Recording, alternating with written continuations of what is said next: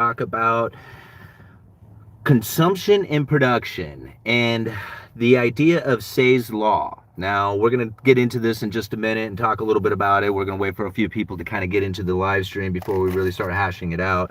That I give you a little bit of an update to what's going on at work for those of you who don't know and watching the recording of this video. I work at a lumber yard. I do retail sales for a living.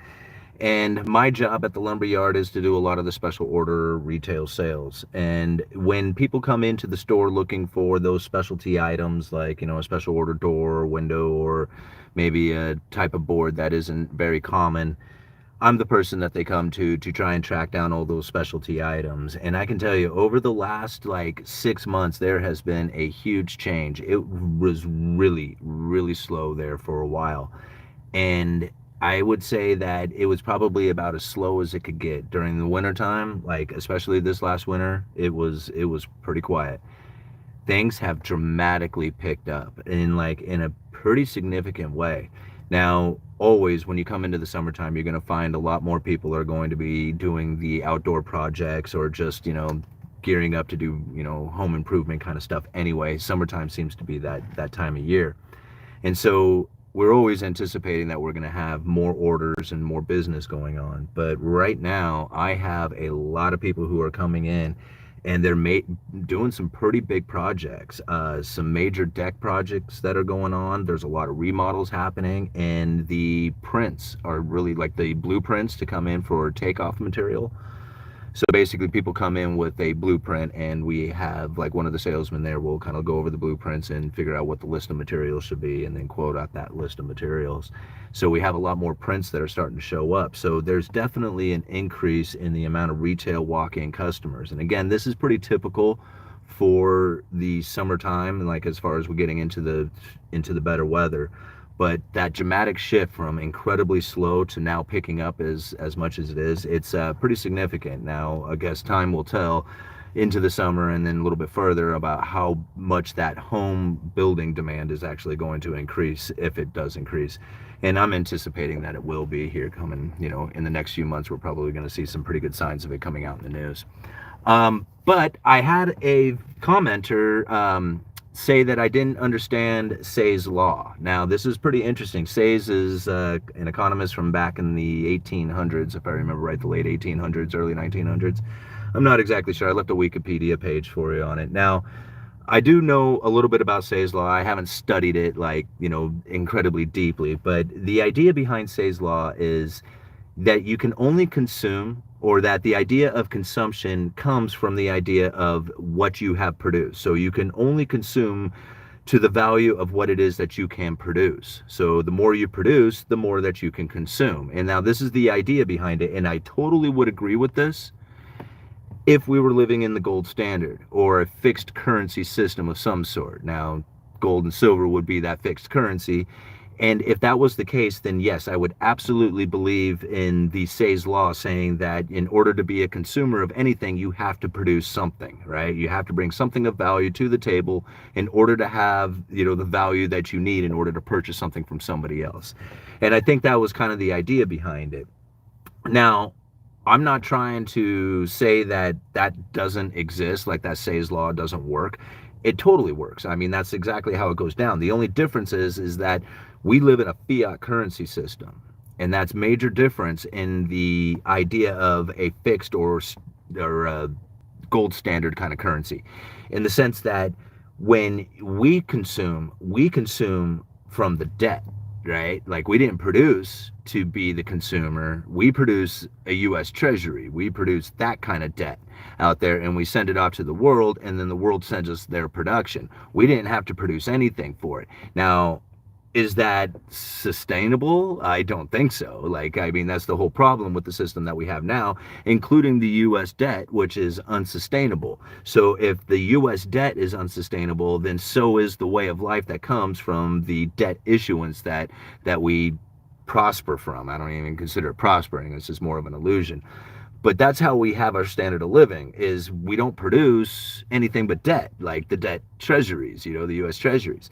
So Say's law doesn't apply to us at this time. I mean, it will at the end of the day, or at the end of the whole scenario when the dollar does collapse, I mean, you can have say standing there saying, okay, so I was right, right?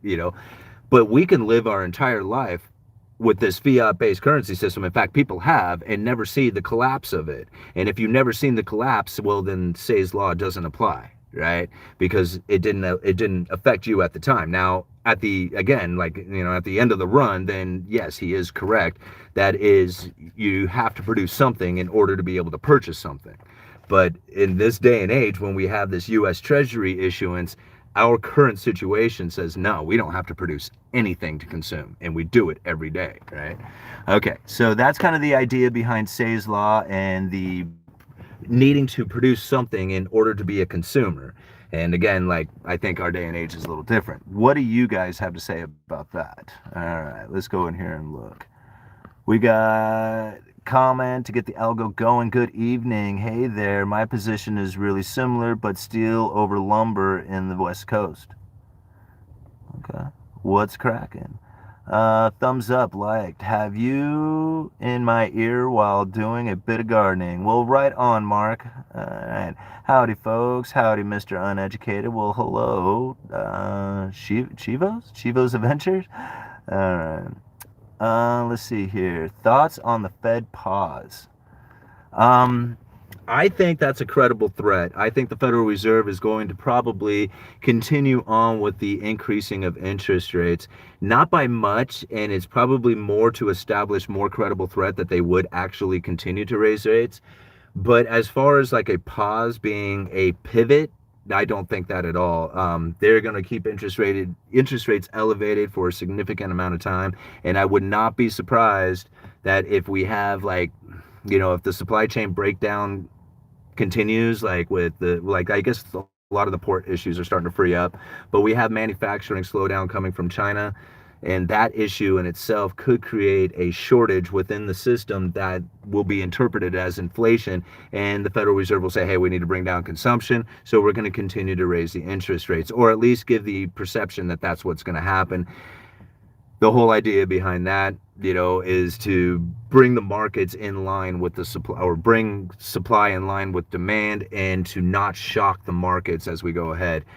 I don't know. I just don't see that the Federal Reserve is in a position in which that they can actually start lowering rates. I think that from here it's going to be either maintaining or maybe even to tick it up a little bit. Did I get a super chat already? Right on. Thank you so much, John, for the $4.99. Is it plausible to think that the follow the overall economy, or to follow the overall economy, sorry, all you need is unemployment rate, copper index, and shipping container numbers? I don't think that's like all you need, but I think you can get a significant understanding of where the market or where the economy is headed to by following those numbers. But you're going to need to know a lot more than that. I mean, the Fed funds rate is I think a lot more critical than say like where lumber or copper or something like that would be at the time. I think that would be a lot more of a to understand that number would be more important than say to understand lumber. All right. Okay, go back down here. Okay. Same here, Mark. Great knife. Fires in Canada, maybe. Yeah, the Canadian fires, as far as the lumber and part of that.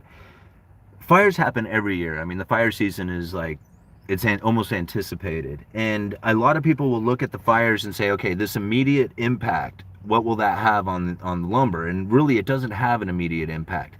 It does in the market's perception, like they might start messing with it. But as far as like inventory levels and mill production and stuff like that, things maintain for a while because the mills sit on a lot of logs. Like the mills don't, like, the trucks don't come in with the logs and then go right into making lumber with it. The logs sit at the mill. Like they got a yard full of logs, like just huge amounts of them, right?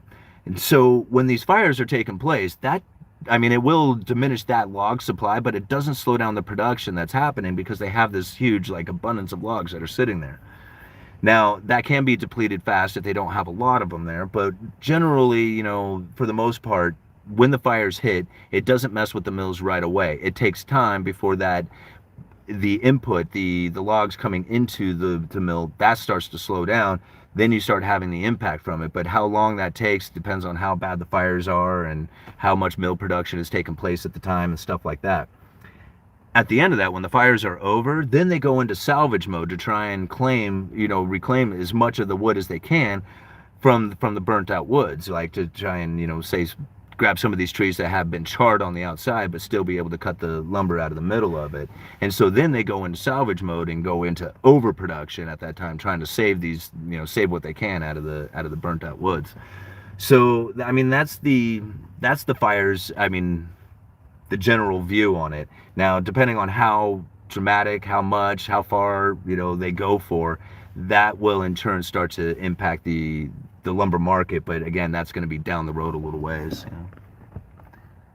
Okay, that's exactly what the U.S. is. We offer nothing to the world except a bank account.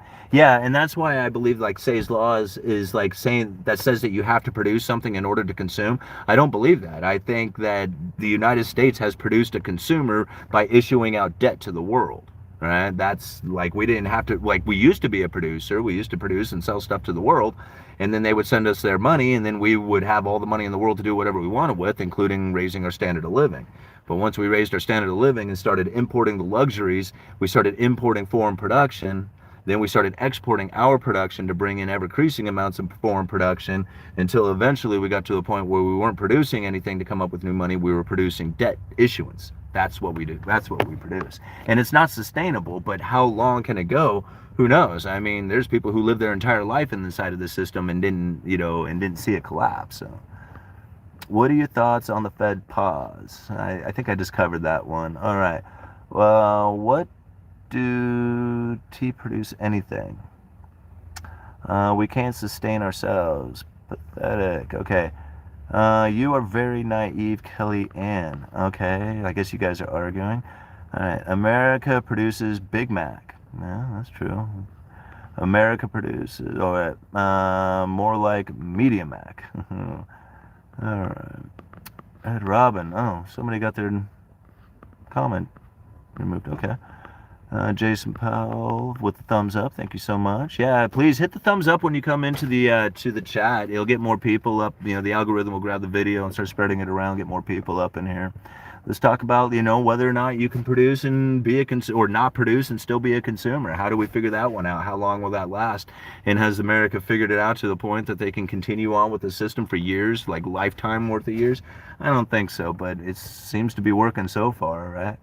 You can give a fish or teach how to fish. America taught many how to fish. I remember in the 1998 in engineering college, where China wanted many companies to send engineers to them. Are they forgotten? Hello from the Northeast. Fuzzy dice like more small Mac. All right, this is all before the deflationary trigger. Look at Zimbabwe. Zimbabwe is much different. Now, here's the thing about, like, when you say, well, just look what happened to Zimbabwe. Look what happened to Weimar Republic. Look at what happened to all these places that had this hyperinflation scenario. You know what they don't have is a safe and liquid asset like the U.S. Treasury. Those countries didn't have any of that stuff. They didn't have a world reserve currency that had the demand of the world asking for them to continue to produce this stuff and send it out to them. They didn't have that going on. There was a much different scenario. So when you don't have the world demanding your safe and liquid assets like the U.S. Treasury, then you end up trying to outrun your debt by just printing it up and basically issuing out more treasuries, which eventually will fail. And so when you look at like Zimbabwe or the Weimar Republic or any of these other nations like that, you're not really comparing a fiat currency to what we have. It's their fiat currency, which sucks, but they don't have a world reserve currency. They don't have the world demanding their treasuries, their debt.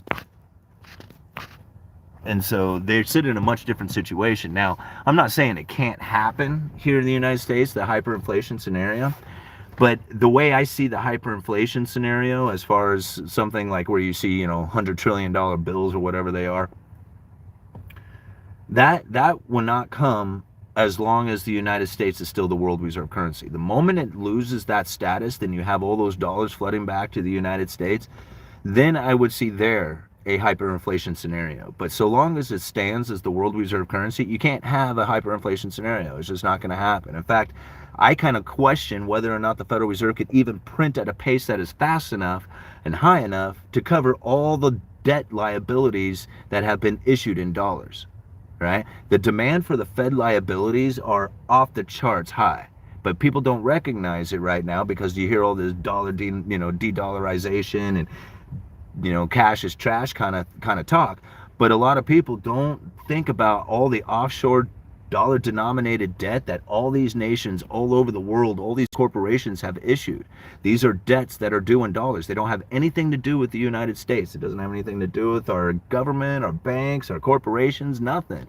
But these people have wrote debts in dollars and put those out there into the world for it to use as if they were dollars. And so now dollars are being used that don't have anything that, I mean, literally US dollars, right, are being used that had nothing to do with the United States. We didn't even produce them, right? There are these contracts, they're IOUs that are due in dollars that get used as dollars. When those things start to disappear, can you imagine how much demand for dollars there's going to be?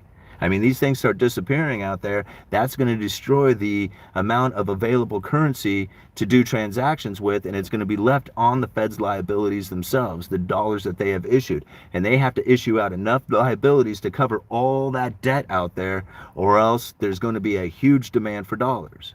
And that's going to make a shortage of dollars. Like, that concept right there is very difficult to try and wrap your head around. I guess Lynn Alden and Jeff Snyder recently, I had a video sent to me that I need to watch, and I guess they kind of broke down this scenario pretty well. I need to go back and watch it. Maybe I'll find the link to it and put it down in the description of this video for us. All right, hi from Brazil. Corporations eating well. All right. We produce stuff, though. We do produce stuff, but the problem is we don't produce enough stuff, right? I mean, it's like saying, you know, I have a job, right? And it was just like, yeah, but you work 2 hours a day at McDonald's, right? And you're like, yeah, but I have a job. I mean, I work, you know, but you don't work enough, right? I mean, that's kind of the same thing. By saying the United States produces, yes, we do produce, but we don't produce enough. And what I mean by enough is enough to export to the rest of the world in a way that is balanced trade. So long as you have an imbalance in trade, it doesn't matter like how much you produce, as long as that trade is imbalanced, then you're always going to be exporting more dollars than you have, you know, than you can import, because you're, you know, because you just don't produce enough to export. So yeah, I mean, we produce stuff, but not enough, you know. All right, I think Say's law is immutable in a product, or in a sense of aggregate production and production. I.e., if you cannot consume something that hasn't been produced, but individuals can consume beyond their productivity.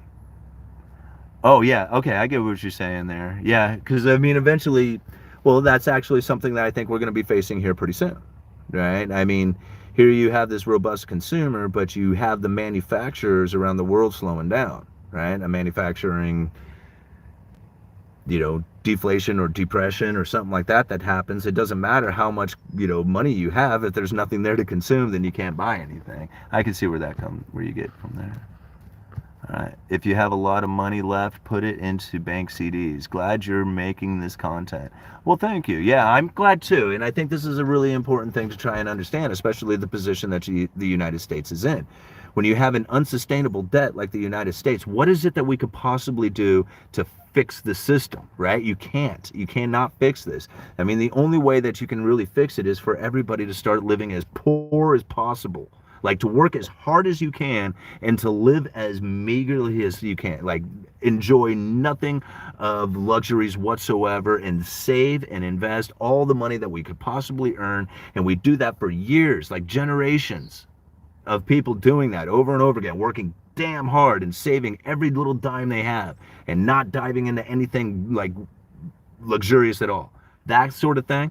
Then okay, well, maybe, I mean, if you can have that sort of mindset, then I guess maybe there's a possibility that you could, like, you know, attempt to fix the system. But that pain is going to be so dramatic that nobody ever ever is going to like say, hey man, we all need together do this, right? And to suffer and nothing enjoyable and save every dime and work way harder than we do. And like, that ain't gonna happen. Like, none of that's gonna happen. All right, is there another super chat down there? There was. Hey, Jaws, it's great to see you, man. Thank you for the $2.99. That's really appreciate you, man. Okay. Where are we at here? Oops. Okay. Walmart franchise jobs, job of the Hut. Okay.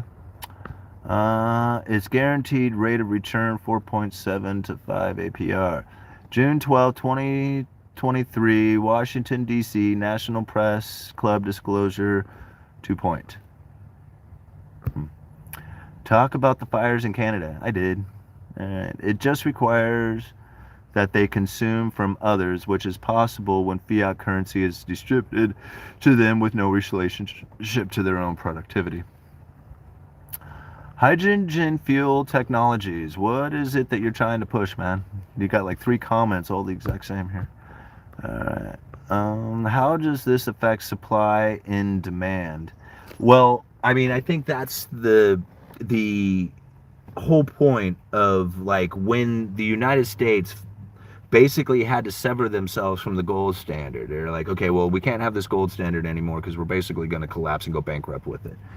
So when they severed the gold standard and they started issuing out U.S. treasuries, that's when Nixon was just like, hey, we promise that $1 today will buy what $1 can tomorrow. It was they knew that wasn't going to be right. I mean, that was a straight up lie. Well, I mean, I guess if it was like the literal truth, like, literally today to 24 hours later, okay, well, maybe. But for the most part, they knew when they severed the supply, or when they severed this the gold standard, that they were going to create the inflation scenario from that. So, as far as how it affects supply and demand, well, so long as you can supply the debt issuance, so long as that's continuing, and I mean, like, again, it's not sustainable, but so far it's sustaining, right? It's resilient. As long as you have that, then you can produce a consumer, right? So we're not producing stuff, we're producing a consumer. And the rest of the world is thankful for it. I don't know why, because they send us all this production and we send them dollars. And then they're like, hey, thanks for these dollars. And now they go and produce, use that to buy the production of other nations, right? So like everybody outside of the United States, I mean, I guess the Say's laws applies to them, but here in the United States, we are the production, we are the consumer, which is the production of the United States. It's weird. Okay. Higher rates are good if you have a lot of money sitting around. Well, yeah, higher rates are good, but higher rates are actually a sign that the economy is doing well. That's another thing. Like, a lot of people look at like higher rates saying that, somehow the economy is doing bad, and now the higher rates are meant to combat this bad situation that we have going on. That's not right. When you have high interest rates, it's showing that the economy is moving and that it's doing things. And if it wasn't for the fact that we have a manipulation within the fiat currency system on how that works, typically what you would see, like if we were on a gold standard, is that when people are eager to borrow money, right, that's because they want to borrow that money to buy things to sell it, right? That's the whole point of the eagerness to borrow money. Now, the people who have money, if there is a lot of these people, then the interest rates are low because they're eager to lend their money out to get a return off of it. But if there's only a few people out there, well, the demand for money is going to create the interest rates being much higher. Right? So this is a situation in which that when the economy is starting to ramp up and the entrepreneurs are out there going, hey man, I want to take advantage of all this, all this nice economy that's happening there, they're going to be looking for money. They're going to go out there and want to borrow money. And that bigger demand for money will raise the interest rates. It's showing a sign of a healthy economy.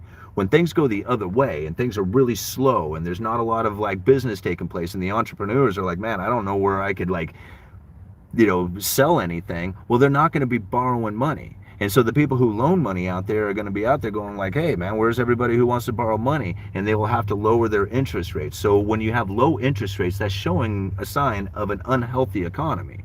High interest rates is a healthy economy. And I guess it just, and that really good or bad or healthy or unhealthy is really more about the position that you have put yourself in. But that's really the case of it. When you have high interest rates, that's actually a sign that things are going well. You know?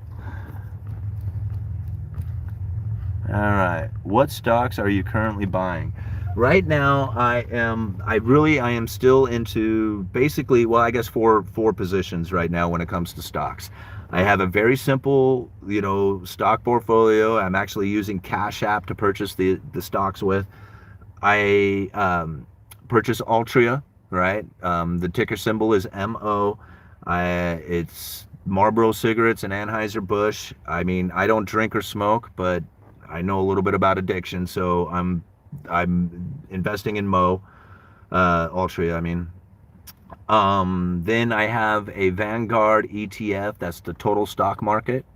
And then I have a Vanguard ETF, that is the Russell 1000, top 1000 growth stocks.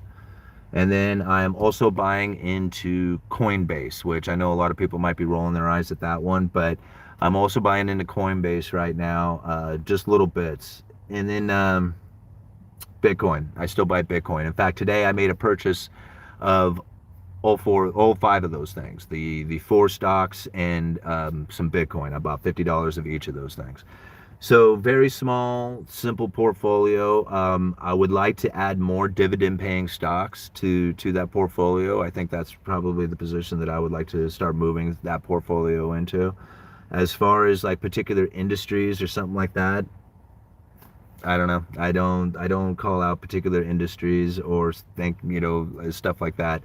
I think there's people out there who really understand investing, stock market investing, and stuff like that. That would probably be a much better guide for that kind of thing. But if you're curious on what I'm doing, that's what I'm doing. That's what I'm purchasing right now. For the most part, I'm really taking in just a straight up cash position, like saving money at the bank. And I know a lot of people will roll their eyes at that one, saying, well, you should at least put it in treasuries and stuff like that. I don't have enough money for that, right? It's just like literally, if you had $100,000, then I would say, okay, maybe that. I'm not even close to that, right? So I'm just keeping it in cash. The majority of what I'm doing with that cash is I make future payments on my house, right? So now I'm a few months ahead on my house. I'm going to try and keep pushing that out because I would like to be a year ahead. I figure there's like making payments on the house, even not principal payments, but future payments. Either way, because the interest rates are so low that, I mean, the principal payment would make sense, but really I'm buying my time. I want to be able to be nimble, like say, okay, this month I maybe, something happened where I couldn't get enough income or whatever. At least the house payment is already made. I wouldn't have to worry about that part of it. And then I just don't think like, that's ever a bad decision, making a payment on a house, right? I mean, whether it's a future payment or a principal payment. So for me, most of it is just probably, if it doesn't go into that stock portfolio cash, I'll just probably just keep making house payments with it until I reach that goal of being ahead 1 year on payments. So, there it is. Oh. All right. What about the CO2 emissions? I don't know. I'm not an environmentalist, so I don't know. I mean, I don't know. Don't plants like CO2? All right. Okay.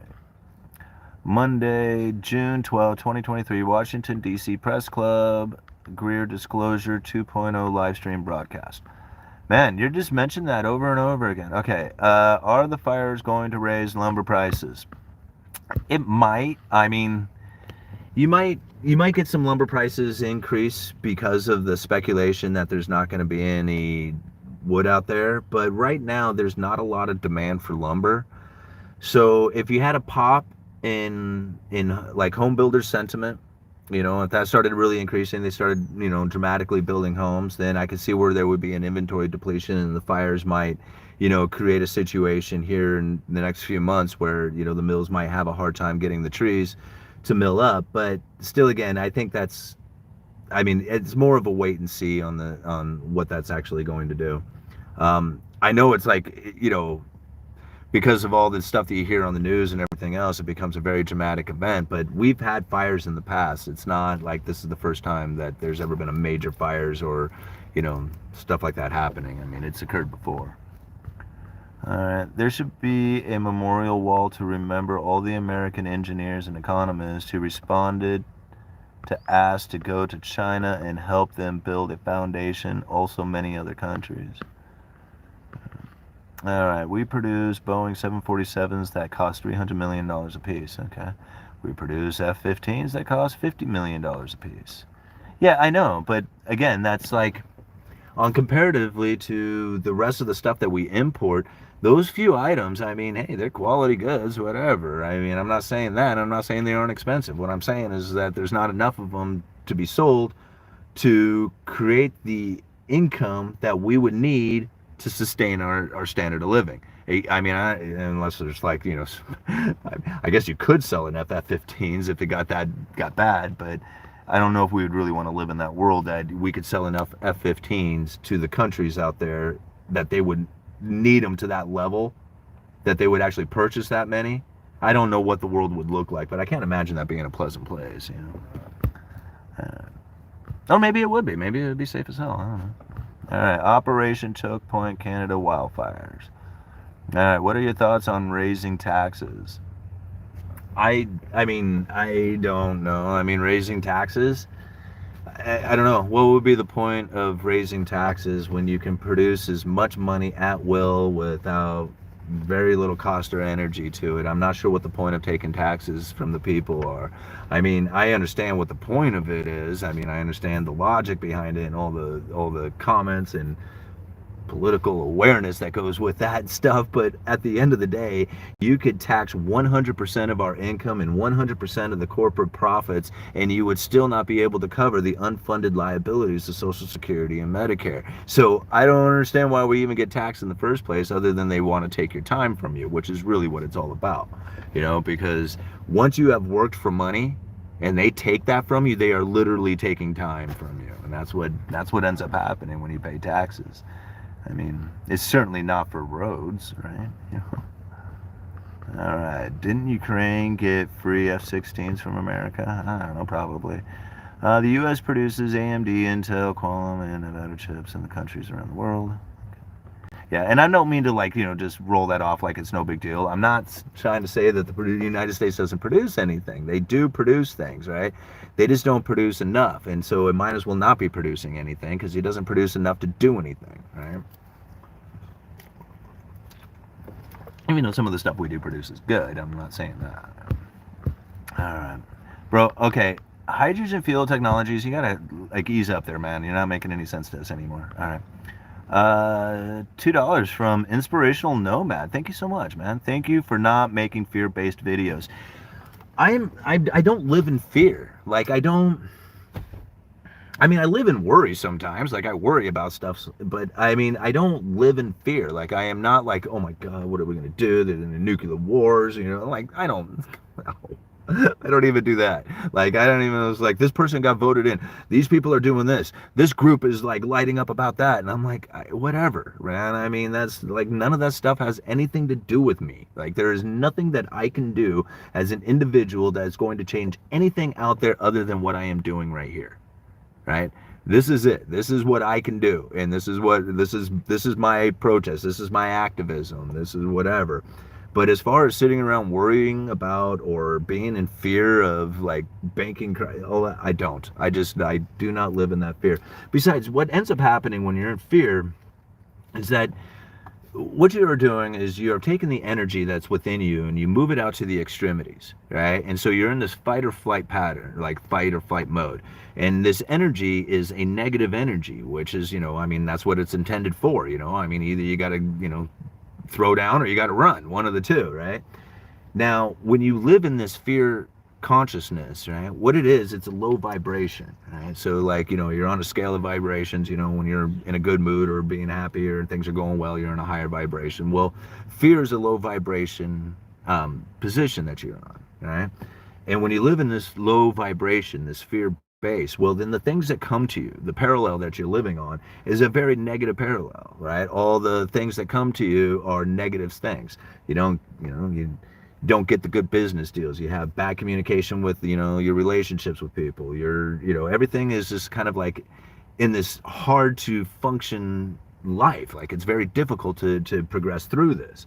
And that's literally just because of the way you're thinking about things. Like, you're living in fear. You think you're being cautious, right? That's what a lot of people are like, no, I'm being cautious. I want to be able to protect myself, which is totally understandable, right? You don't want to go and just like, you know, just go and just step into something and get totally damaged by it. So being cautious and aware, that's definitely, something one should do.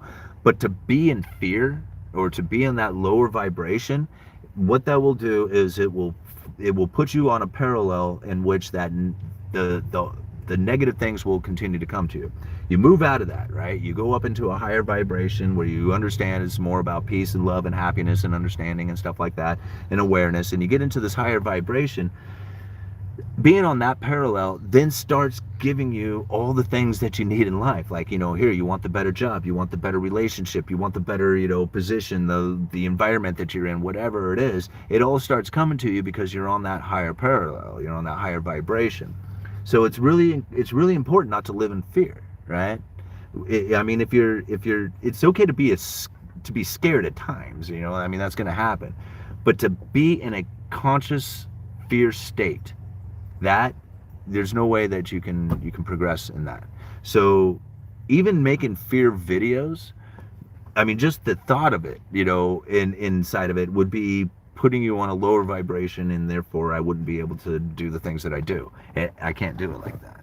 That's why I don't go into fear. There's some stuff that I talk about that's scary, and people call me a doom and gloomer, but I could really ramp it up and be like, the whole world's coming to an end kind of stuff, but I don't.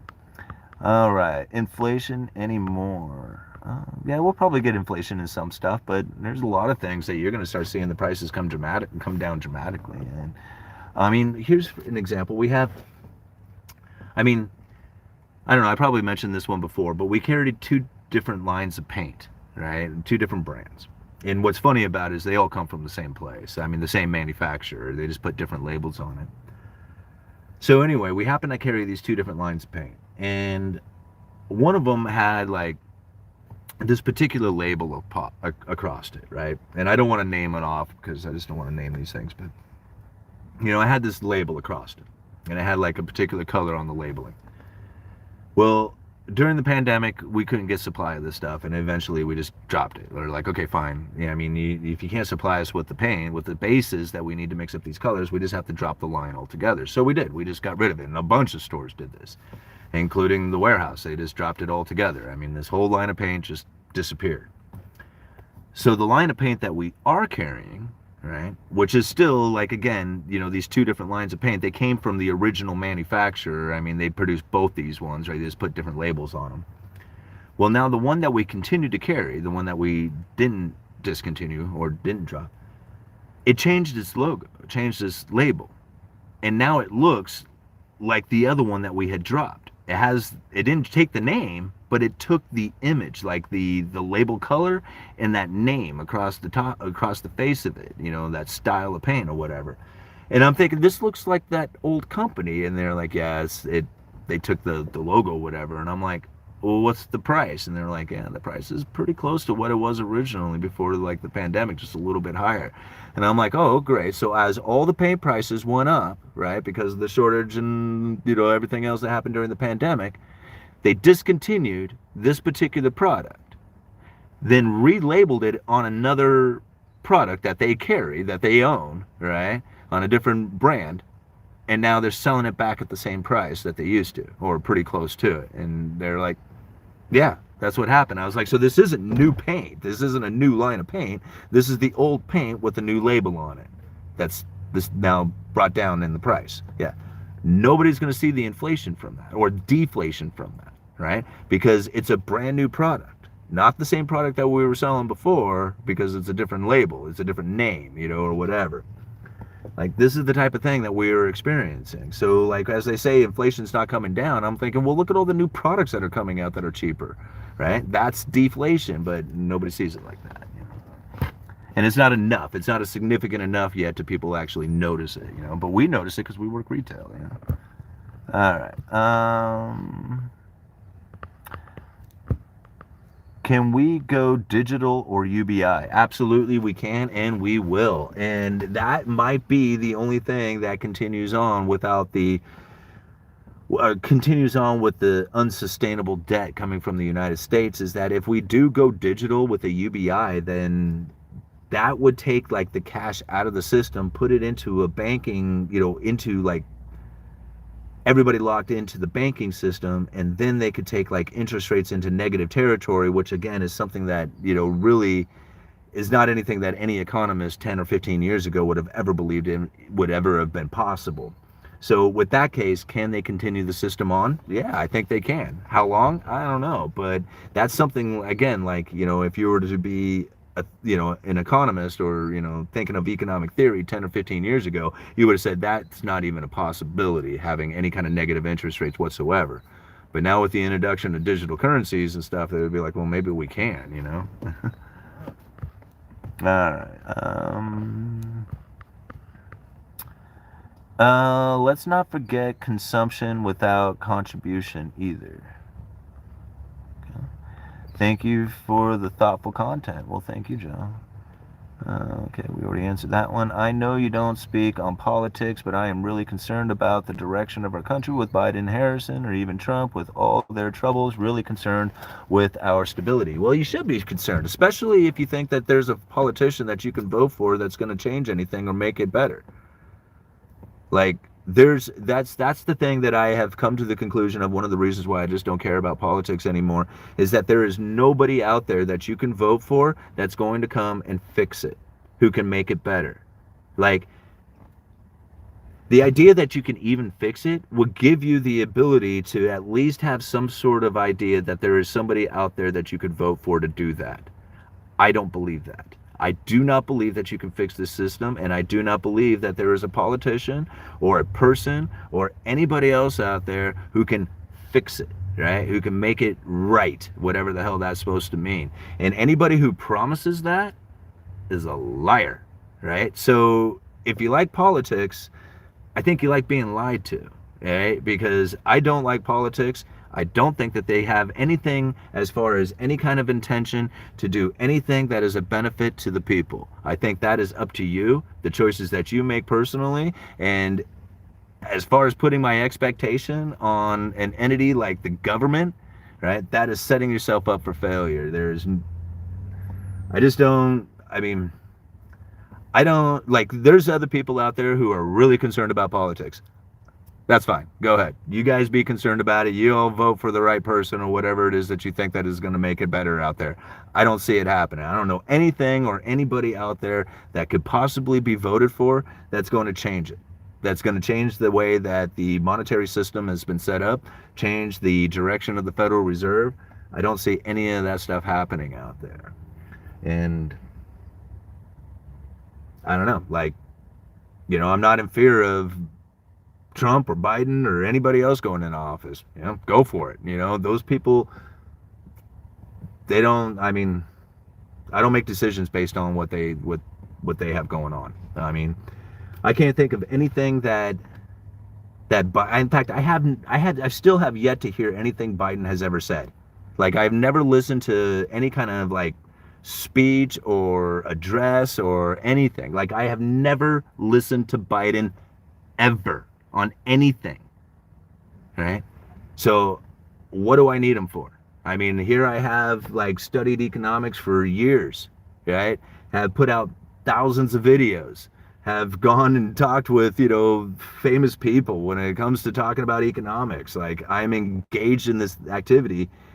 I do not pay attention to politics. I do not need it, right? And I think if more people took on that attitude and just basically told the politicians out there to go F themselves, right? We don't need them anymore, and we're not going to, you know, conduct our lives as, you know, with them in mind anymore. I think that there would be a lot of changes to this place, you know? I think if people took on a more constitutional attitude, learn the Constitution, you know, learn their rights, how to, you know, what rights really are, as opposed to privileges and entitlements. You know, I think that if people were to conduct themselves in a more constitutional manner, we wouldn't even have the political environment that we have now. So really, it's the people's fault. You know, it's the people themselves and who they have voted for, and the fact that they will not take on the idea of what it is to be a freedom-loving constitutional American. They don't get any of that stuff, right? And so when I walk around and I think about like what my rights are and how I protect my rights, and I listen to other people talk about the way that this world should be and the entitlements that they should get and stuff like that, I'm thinking, man, we have lost our freedoms. There is no freedoms because nobody knows what they are. If they knew what they are, then you can still have them.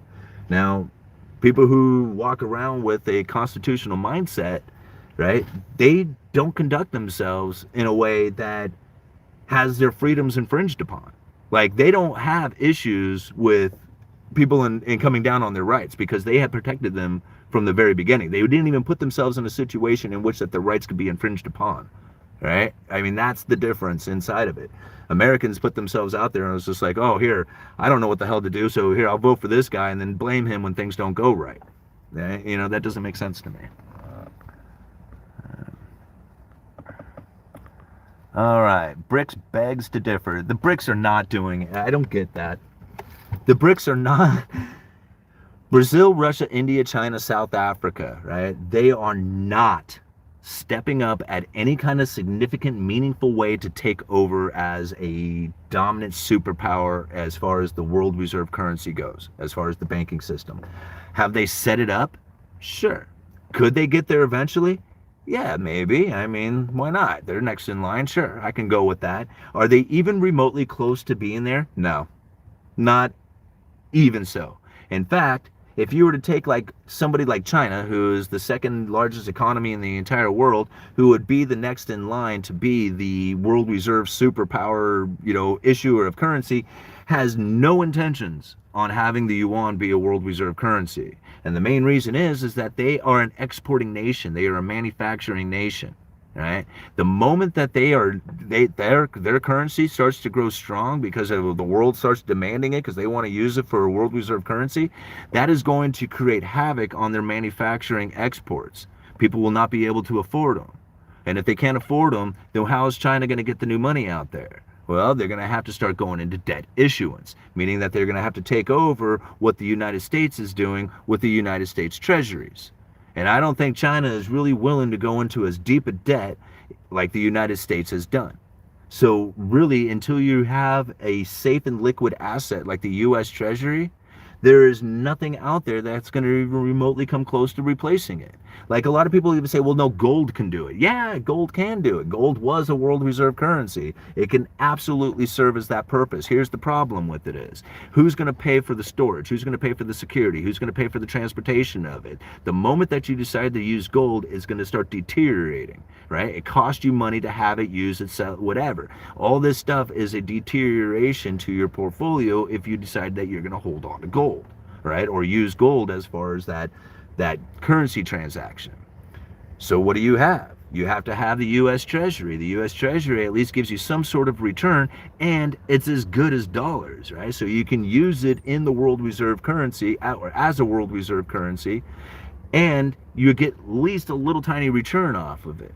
Gold cost you money to do it. So there's nothing out there that can replace it. Now, someday there will be, right? And the moment that it does, it's going to absolutely devastate the United States.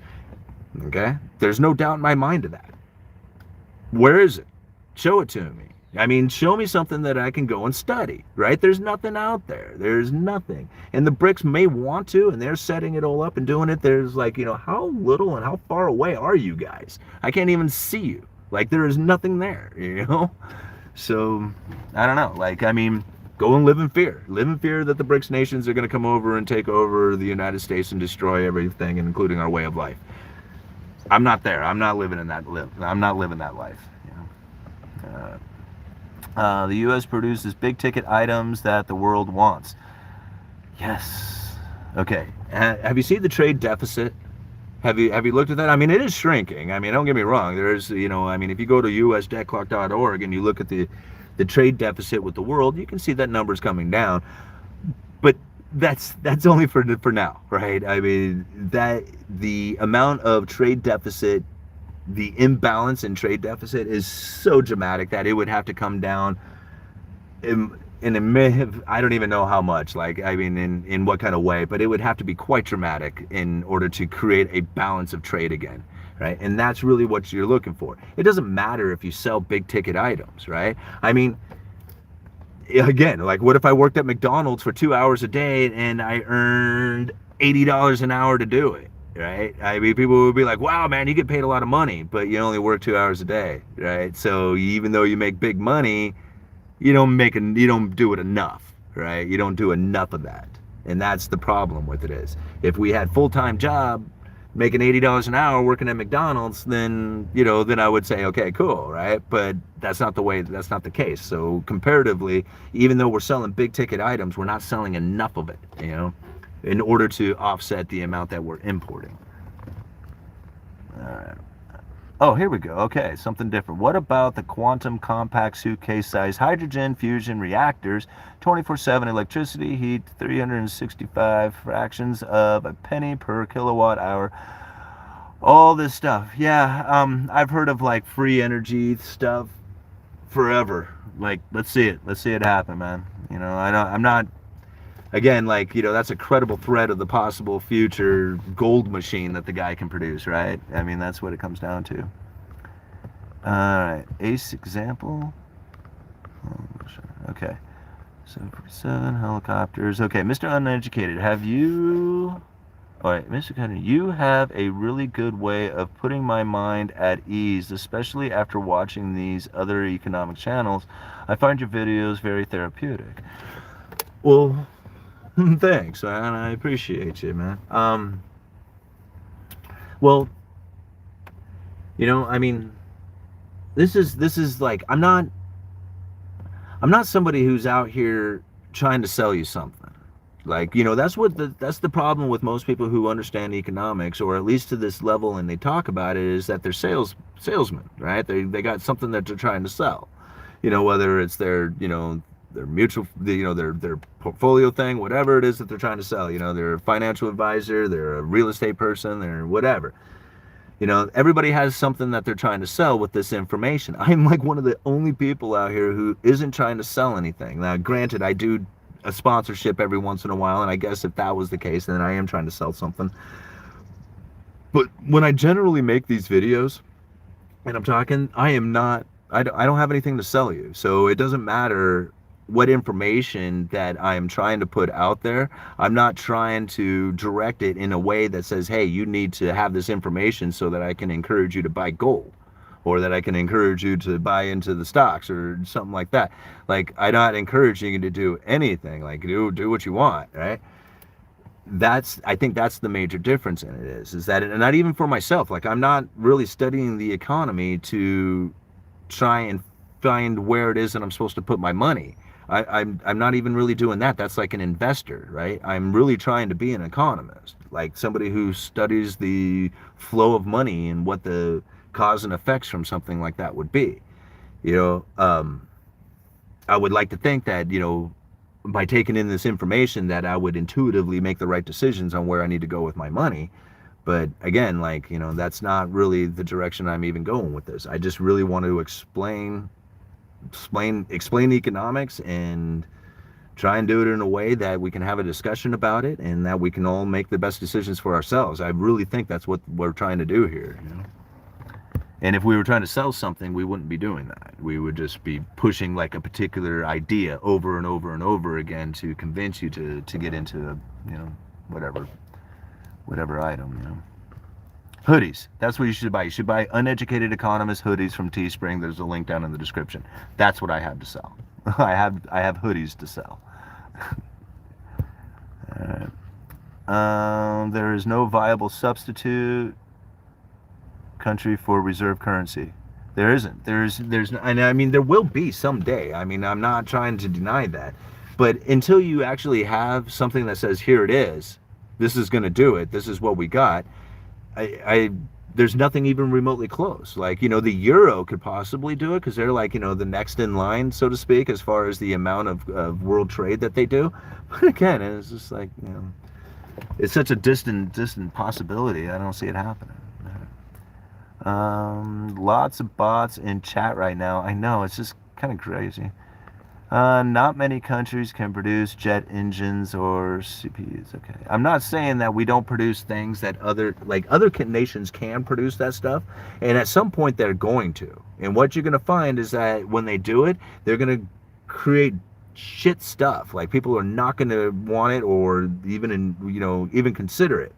But as time goes on, they're going to get better at it. Right? And the better that they get at it, pretty soon it's going to come to a point where the transportation fees are then going to say, okay, well, you know what? You guys' products, even though it's a high quality and all that other stuff, is just too expensive. Their stuff is just about right. And the distance that it travels here, it just makes it more cost effective to go with it. So, unfortunately, even though you're close and you're here, we can't use you anymore. And that's what's going to end up happening. That's what happened to all our stuff. Like, everything that we used to produce. The United States used to produce the highest quality things in the entire world, and everybody loved American-made things, right?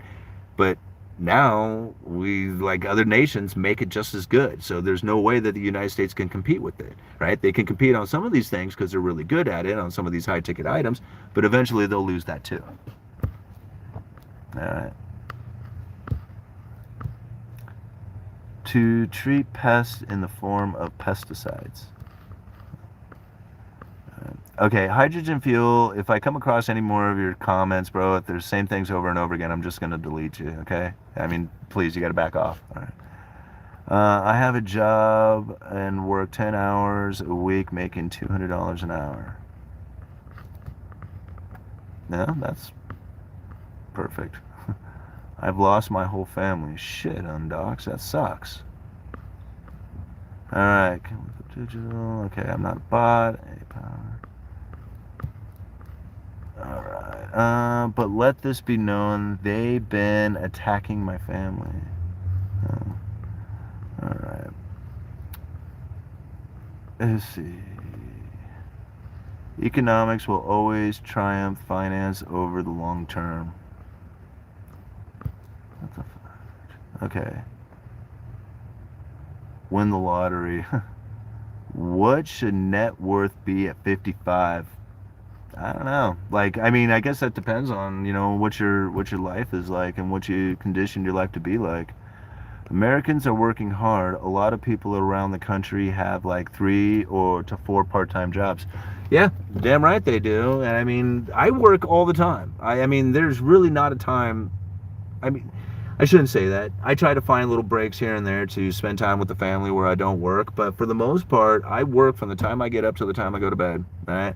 I mean, I got up this morning, I was trying to answer some emails, studying up on, what videos I was going to make. I went to my day job, did that, came out here, is going to do this for, probably another half hour or whatever.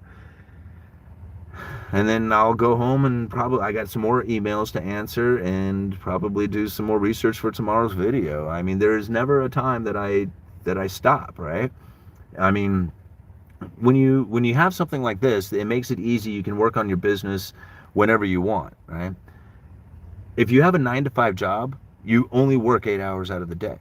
So you have to have another job, right? Or you have to have some sort of side gig that you have going on in order to make it. If you have your 9-to-5 job, you might be able to make it. Like, make it as far as like, maintain your life. But if you want to do anything, if you want to get ahead, if you want to, have something more than just a simple life where you go to work every single day, then you have to do more. You have to work a lot more. And when I hear these people talk about cutting back to a 4-day work week, I'm thinking, what are you doing? You're going the wrong direction. You need to work more. Right? You need to put more time in, not take time off. And people who say, well, like, oh, you shouldn't be wasting your time working or whatever. What else are you going to be doing? Like, if you have something good to do, like, I understand that. But if you're just going to sit around and screw off, watch TV or something, go to work, right? Go find something to do. Don't screw around just not doing anything.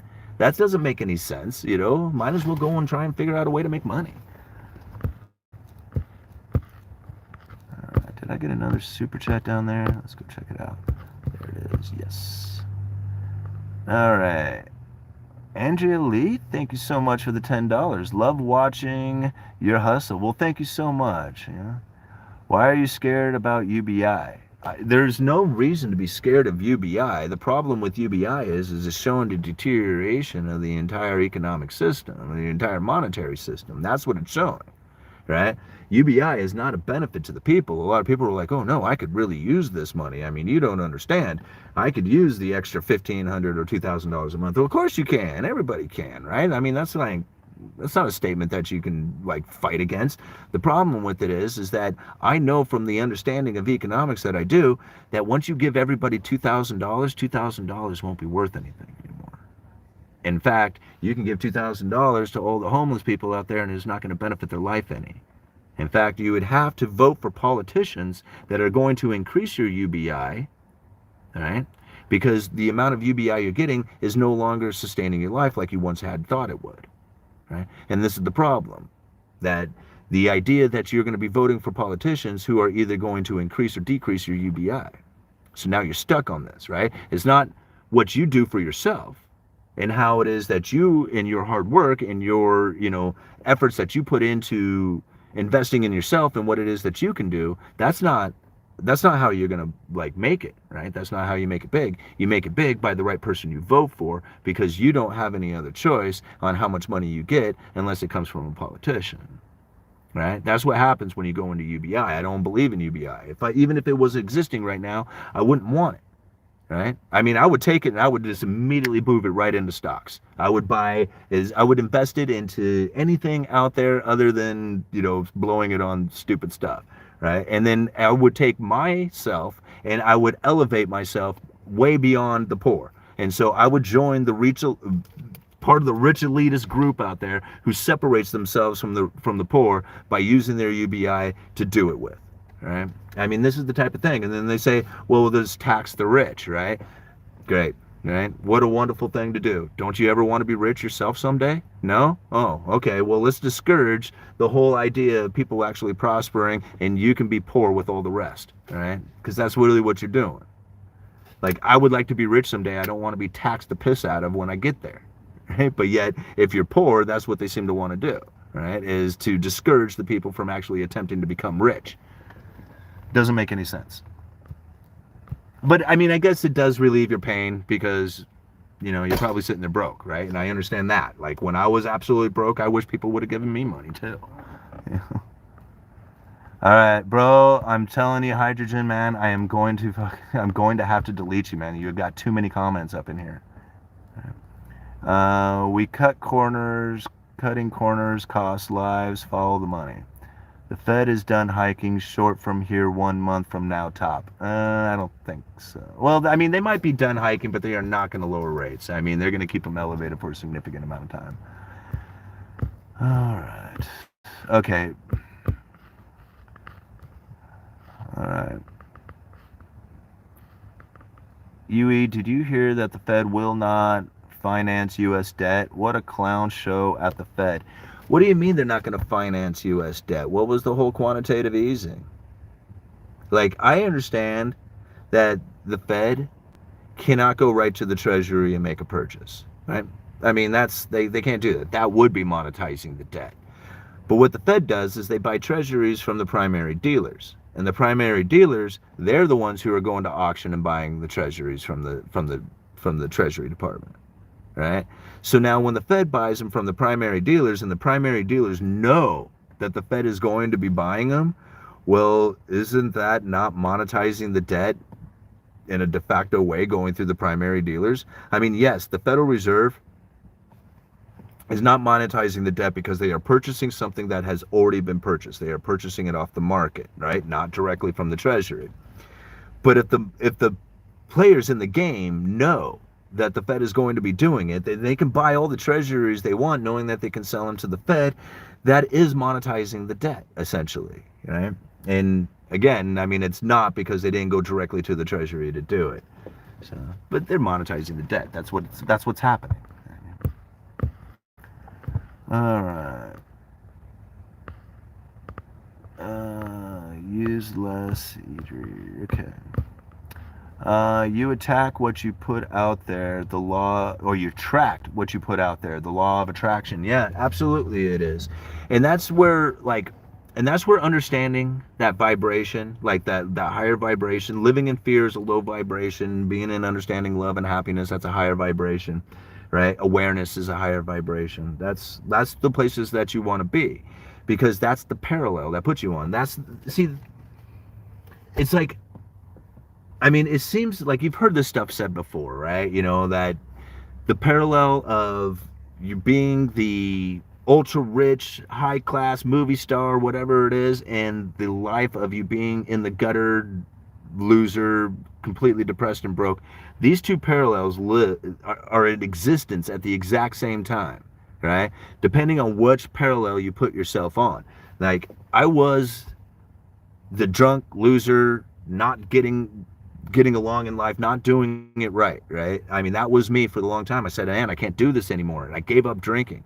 And I said, I'm not going to drink anymore after this. And in fact, I'm going to try and do something that's going to benefit my life and something that, I have a passion for. And I said, I'm going to put out videos on YouTube, and I'm going to put these things out every day.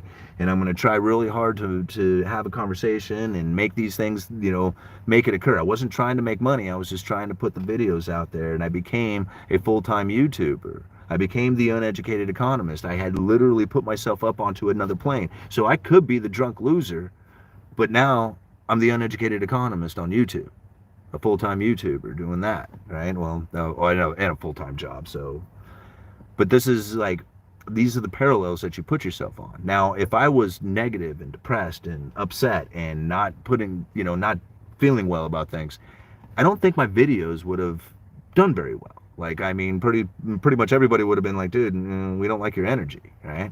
But when I put it out there like I do, with a higher energy and trying to be, somewhat informative and,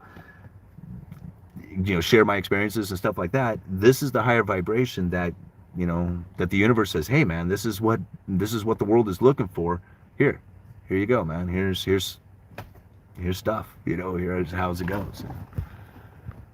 And that's where, like, anybody could do it. Like, I mean, I even seen it at work. Like,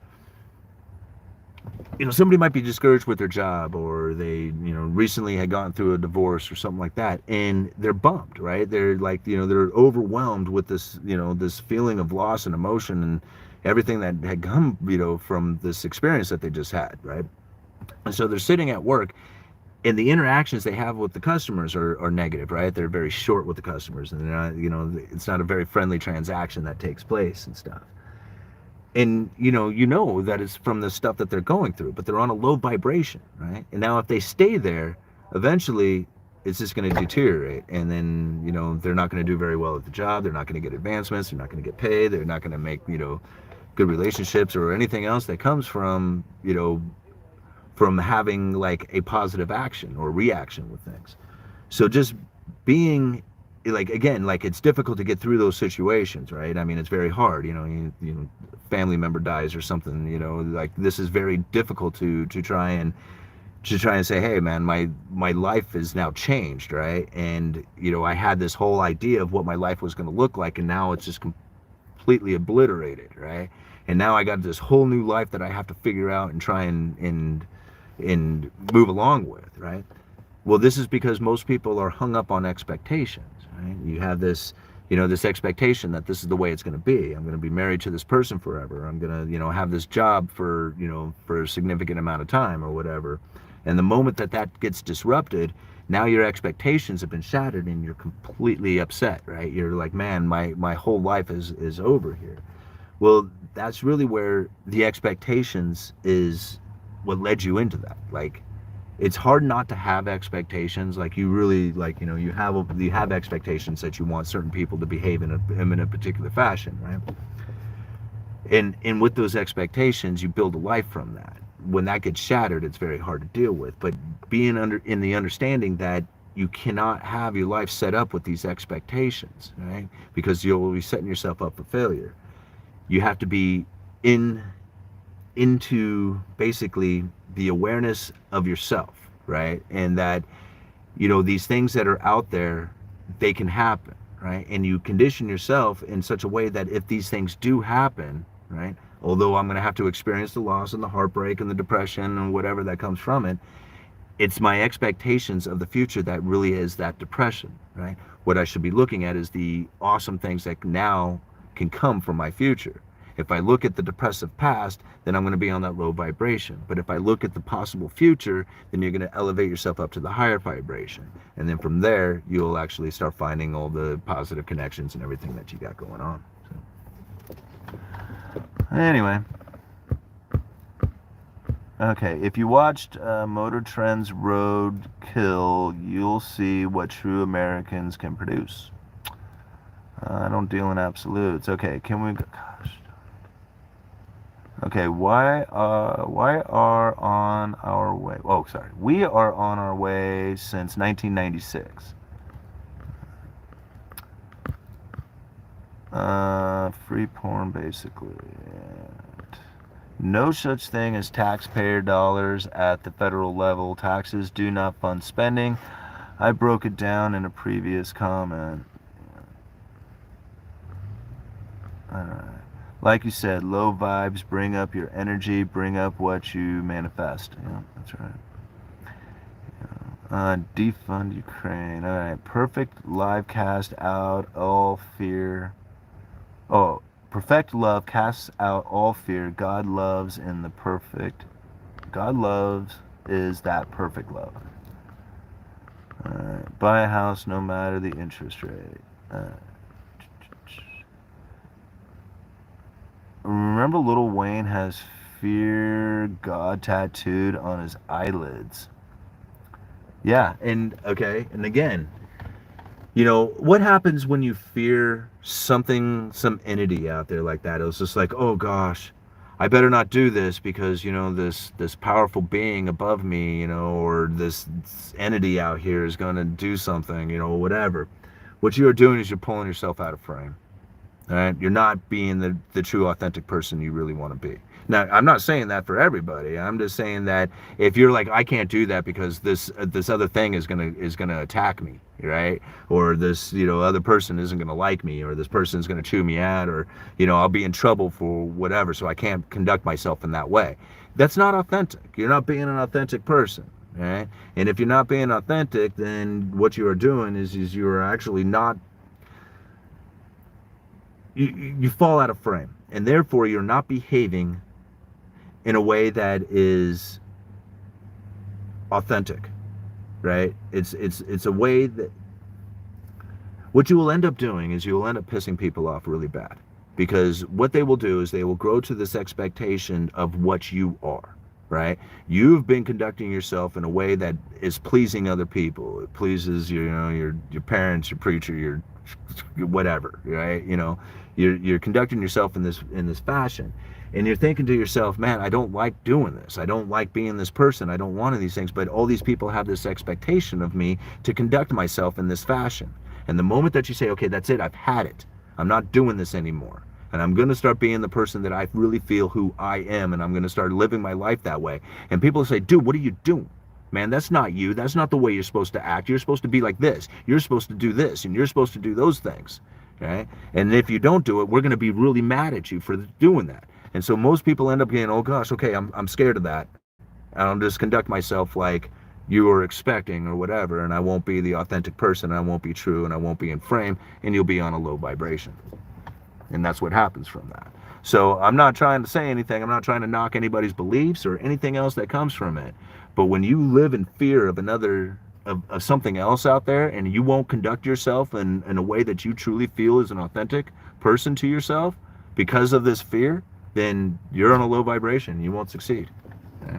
I mean, you might succeed, but it's going to be ever harder. It's going to be that much more difficult for you, right?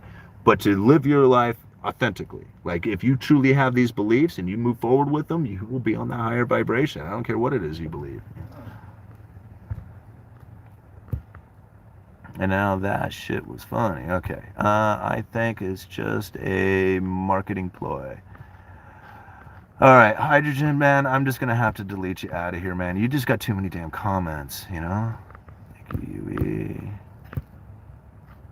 All right. Buy board now? Board now? I mean, we're okay. 400 comments later, bro. All right, negative interest rates would cause asset hoarding. Yeah, I can believe that. 100 likes. Can we support the support channels? Yeah, please. 151 likes right now. What time is it? It's 6 o'clock right now. Hour and 15 into it. We'll give it at least another 15, 20 minutes here. All right. I used to eat steak every week, but at $23 a pound, I can't afford to eat steak anymore. All right. The fear of God is the beginning of wisdom. Okay. I mean, I'm not trying to knock beliefs or anything else like that, but living in fear is a low vibration, right? And that's what it comes down to. And I mean, I'm not, I'm not trying to say that you shouldn't believe the things that you believe. I'm just saying that if you live in fear, that's a low vibration. Truth, you cannot save the world, you can only save yourself. That's right. And see, that's the thing about living the most best, awesome life that you possibly can. Like other people was just like, you need to share your abundance with other people. No, you don't. What you need to do is try to gather as much abundance as you can, right? To live in massive amounts of abundance, and then share that with the people who you feel are truly worthy. Not with everyone, right? Just with the people that you truly feel are worthy. And everybody should be doing that. I mean, somebody was just like, well, why don't you think you should share? And it was just like, when you're in the wild, right? And if you're a lion going up against other lions, are you going to share yours with those other lions? No, you're going to take it all. It's all for you. It's all yours, right? And that's the attitude that people should have. It's not like, I mean, I'm not saying that you should hurt people along the way, but to think, oh, well, I've had enough, and really, I shouldn't be going for more. I mean, I'm not sure exactly why, but I just feel like I've got it. No, that's horse. No, absolutely not. Terrible way of thinking about it, right? Go for it all. It's all yours. Take it all. Truth cannot save the world. You can only save yourself. Okay. It won't be right. It will just be fair. It will reset and it will get right. Preach. Not entirely true. Without our state senators walking and losing their chance to. Politics is a waste of time. Just invest in yourself. There you go, man. Can't hug every cat for your information, bro. All right. Reciprocal actions are powerful. Forget politics. 100 likes. Can we support the channels? Yeah. Oregon state senators are saving Oregon. Wake up.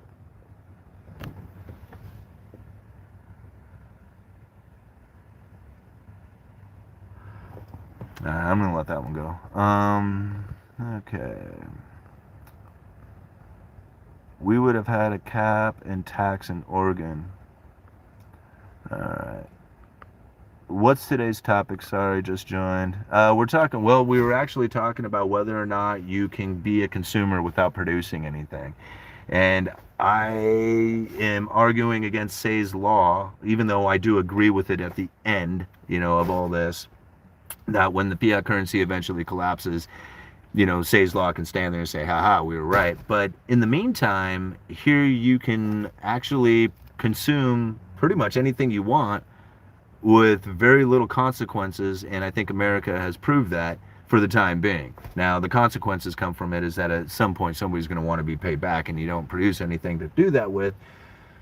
There's going to come a moment there that's going to be very dangerous for a lot of people. Now, how far out that is, I don't know. But as of right now, we can produce debt, we can produce a consumer, we don't have to produce production of anything, and we get to still consume, right? That's very unique. All right. Most of it is gibberish. Okay. Well, thanks.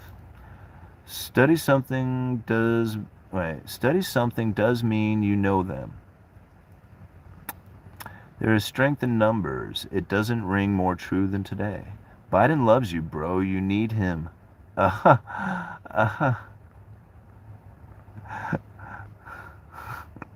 Who?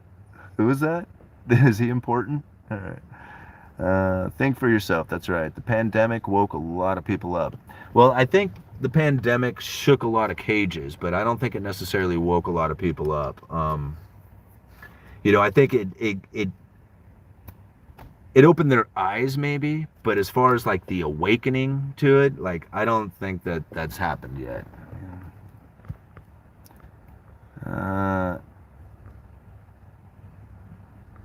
okay, the illusion of choice is the illusion of freedom. But never forget who helped you. No, absolutely. I mean, see, that's just the thing. When building up good relationships is key to it, to a lot that is going on out there. Like, I think about some of the things that advance this channel. I mean, you guys know that I built this channel on my own with the things that I have done as far as putting out these videos and stuff. But along the way, there was definitely some good push. George Gammon was a awesome person to be in touch with. Being invited down to the Rebel Capitalist gave me like this. I mean, I don't even know like how to explain it, but going down and doing that talk and getting on stage and doing all that stuff, it was something like I never thought in my entire life that I would have an opportunity to do, let alone be able to pull it off. And it was such an amazing experience for me. And I can't thank George enough. Like, I mean, I thank him all the time, every time I see him for, inviting me to come along to be part of it all. And he was just like, man, yeah, you're doing what you do, man. Thanks for coming. I mean, it's like, he's so like cool about the whole thing, but to me it was a huge deal. So yes, it's absolutely about the partnerships that you have. And it was cool, like going to the Rebel Capitalist, it's like, it's awesome to have like, Ken McElroy come up and tap me on the shoulder and shake my hand. It's like, hey man, it's good to see you here again, as he's passing by. Like literally like came over and found me, and it was just like, hey man, how's it going? That was so cool. Like, it was like, oh hey Ken, right on, and I had done an interview with him and he was there, and it was like back to talking about the last time we were all together again. And later on we were all hanging out at the parties and stuff. Like, we weren't even talking business or anything. We were just joking around about our lives and like what we have going on and stuff like that. Those kind of connections, super valuable, right? Super valuable. To have connections with people who are doing the things that you want to do, right? Those higher level people out there, right? Those are the guys who are going to raise your vibration up, who bring you up to those type of parallels. I had to tell a lot of my buddies I'm not going to hang out anymore. Like, I don't go to the bar anymore, and I'm not going to go and sit around and drinking beer and stuff like that, because that's what I used to do, and that's the low vibration stuff. Great guys, I mean, awesome dudes, like really awesome dudes. But when you're trying to really push to do something bigger in life, you have to really surround yourself with the people that are the way you want to be, right? And sitting around drinking beer was something from my past. I don't want to like ever give that up. Like, I love some of the experiences that I had sitting around drinking beers at the campfires and hanging out at the bars and all that other stuff. Like, I won't give that up. Like, I really enjoy having that in my, those experiences and stuff. But as far as my future goes, that's not part of it anymore. My future is going to be something on a much higher level and a much different plane, and that's much different parallel. And it is definitely about the people who you surround yourself with. I mean, absolutely.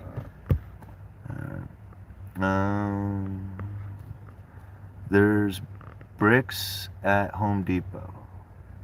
Okay. We need nuclear power. Forget all about windmill and solar power or solar panel. You live a privileged life. Never forget that. Okay. You're comparing it to what? Somebody who's unprivileged, somebody else out there? I think about that, I mean, the privileged life. I live in a privileged area, like I have this like, somehow like I was born with this magic privilege or something like that. It just drives me nuts when I hear stuff like that. Yeah, we're in a like, there's some nations in this world like, you're being deprived, right? You're deprived of all kinds of stuff, not being privileged. We all, like, I stood I stood one time at the same place as a lot of my friends. You know, we graduated high school, we all went to work, we just, you know, we didn't have anything else going on, we just had our regular jobs. We all stood at the exact same place. Some of them did quite well. Some of them really successful. Some of them just live regular lives. Others, they live on the streets. Some of them are dead. Right? The choices that we made from that point, when we all stood together, was each individual choice. Right? We didn't have like any like opportunity that was any different from anybody else. Right? We all had the same opportunities, but what we chose to do was very different. Some of them didn't turn out too well. Other people's did quite well. So it's not a matter of whether or not you're privileged, right? You might have an area that you live in that's, you know, safer and cleaner and happier than other places are in the world. But it's your individual decisions that you make in life that is your privilege. That is it, right? And whether or not you take advantage of your situation for the better or not, that's up to you, right? I live a privileged life. What does that mean? Okay, it's like I don't have to think for myself anymore. I lost 15 since 2020. I couldn't lay my life with a country, but my siblings had to do it. Sister blew up. Brother bought me shoes in Iraq. Huh. Our country is falling apart. They are as thick as two bricks. Alright, BRICS will disrupt trading without using dollars and settlement for trade balances. Alright. They will trade without using dollars and settlement for trade balances. Okay, so what is it that they plan on doing for settlement? Like, they're not going to use their own sovereign currencies. Right? And the reason why they're not going to use their own sovereign currencies is for the same reason that Russia can't use rupees. It's because nobody else wants rupees, right? So now Russia is sitting on a bunch of rupees from selling oil to India, and now they don't know what to do with these things. I mean, we talked about that quite a few times. Russia then has to sell those rupees out there on the market. So now, when we think about like these BRICS nations and using their own sovereign currency, not a single one of them wants their currency to be the strongest one. In fact, they want their currency to be the weakest one. Because if they have the weakest currency, they get to export out the most, which means new money comes into them. So all these nations out there who are saying like, well, they're just going to use their own sovereign currency, it's not going to work. I mean, it'll work. I mean, it kind of works. I mean, the trade can be facilitated. India and Russia's proof of that, but it doesn't work out too well, all right? And it doesn't work out well for Russia. It's certainly not going to work out well for China if they're going to try and increase their manufacturing and exports if their currency strengthens. You know, that's the same thing for Brazil or South Africa, right? None of these nations want their currency to be the strongest one. And even if they were to combine them together, right, and say, hey, let's make our own like unique, world reserve currency that's, amongst the BRICS nation, the BRICS currency, right? And it'll be a basket of all our sovereign nations' currencies all together in a single basket, right? Now, what you have to do is produce a safe and liquid asset. That means debt issuance, like the U.S. treasuries. And now you have to trust that Brazil, Russia, India, China, and South Africa are going to make sure that those things are definitely paid. Like zero chance of default. How is it that you're going to convince the world that Brazil, Russia, India, China, and South Africa are going to have the ability to make sure that those things definitely get paid? Right? I mean, I know, like, I don't have any confidence in those nations. Like, but that's just me personally. I'm sure a lot of other people might have confidence in them. I know pretty much everybody has confidence in U.S. treasuries. Like, they may not want to have the confidence in it. They may say this is a crap deal and I don't want these things and we should do something else. That's fine. There's nothing else there to use. And so they do want those things. Right? And that's the problem with it is that the BRICS, there's nothing there, right? I mean, you can come up with this idea, right? And a lot of people are like, you say, hey man, I'm going to build a house. And people all around say, oh man, did you hear? Simon's going to build a house. And I said it. I didn't do it. I just said I was going to do it, right? And people actually believe it or something. Like, they could actually, have it in their head that I'm going forward with this plan. But all I did was just say it, right? Until it actually takes place, until there is a, hey, this thing is taking over. It's actually happening. It's not there. Like, you can put out the words, you can say, here's the evidence of it, here's some transactions, and it was just like, okay, show me where it works. It's not working, right? I mean, India, Russia proved that. China's saying it right now. We don't want our currency to grow strong. Our manufacturing is depleting, right? This isn't working out for them. So they can say, hey, we're going to take over the world with the world reserve currency, the BRICS nations. They can say it all day long, right? And they may be able to do it at some point. Let's see it. Let's see it happen. Let's see where it is that you can do it, right? Because all this attempt and everything that you're doing is falling short. It's not working. All right, you all are just scared, huh? Whatever.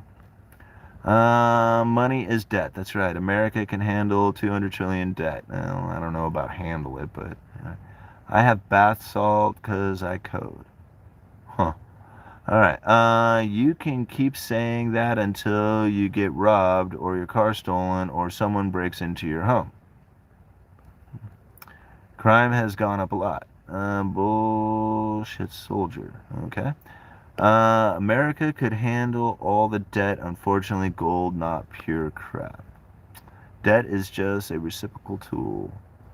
Gold equals negative interest rate. Yeah, and that's exactly right. See, like when you're dealing in gold, which is just fine, right? I mean, I don't have a problem with it. Let's go back to a gold standard. The only problem with it is that the most industrial nation, the most industrious nation out there, will export all their manufacturing, import all the gold, and deprive the rest of the world of gold. That's what the United States ended up doing. And that's the way it goes down. I mean, there's no way of avoiding that. I mean, yeah, you could try to have a trade balance, and you could try to say, hey, don't dive into luxuries, and you can try to, create a situation in which that, you could carry it on and make it sustainable. But that's not going to happen. I mean, politicians don't operate like that, and neither do people. Once you have earned some money and you have a chunk of it, you want to enjoy that money, and you want to, enjoy it with the purchases of luxuries and, stuff like that. Did I miss another super chat at some point? Yeah, I did. There it is. Bay Ocean Bear, thank you so much for the $10. With real numbers of the economy hidden due to national security and the passing of Smith-Mundt Act allowing propaganda on American citizens, I find it hard to take economics seriously. Thoughts? Yeah, I agree with you, and that's one of the reasons why you don't really hear me talking a lot about, like, the CPI numbers that come out or the national debt numbers, or like actually giving out specific numbers, because I don't even know if those are real anymore, right? Because of this situation. I think it's more important to follow monetary policy, like what the Federal Reserve is saying, what they are doing there. I think it's more important to follow like where interest rates are going, how the financial markets are perceiving those interest rates, not necessarily like what the actual interest rate is on it, but the direction and by how much it moves. I think that's more important.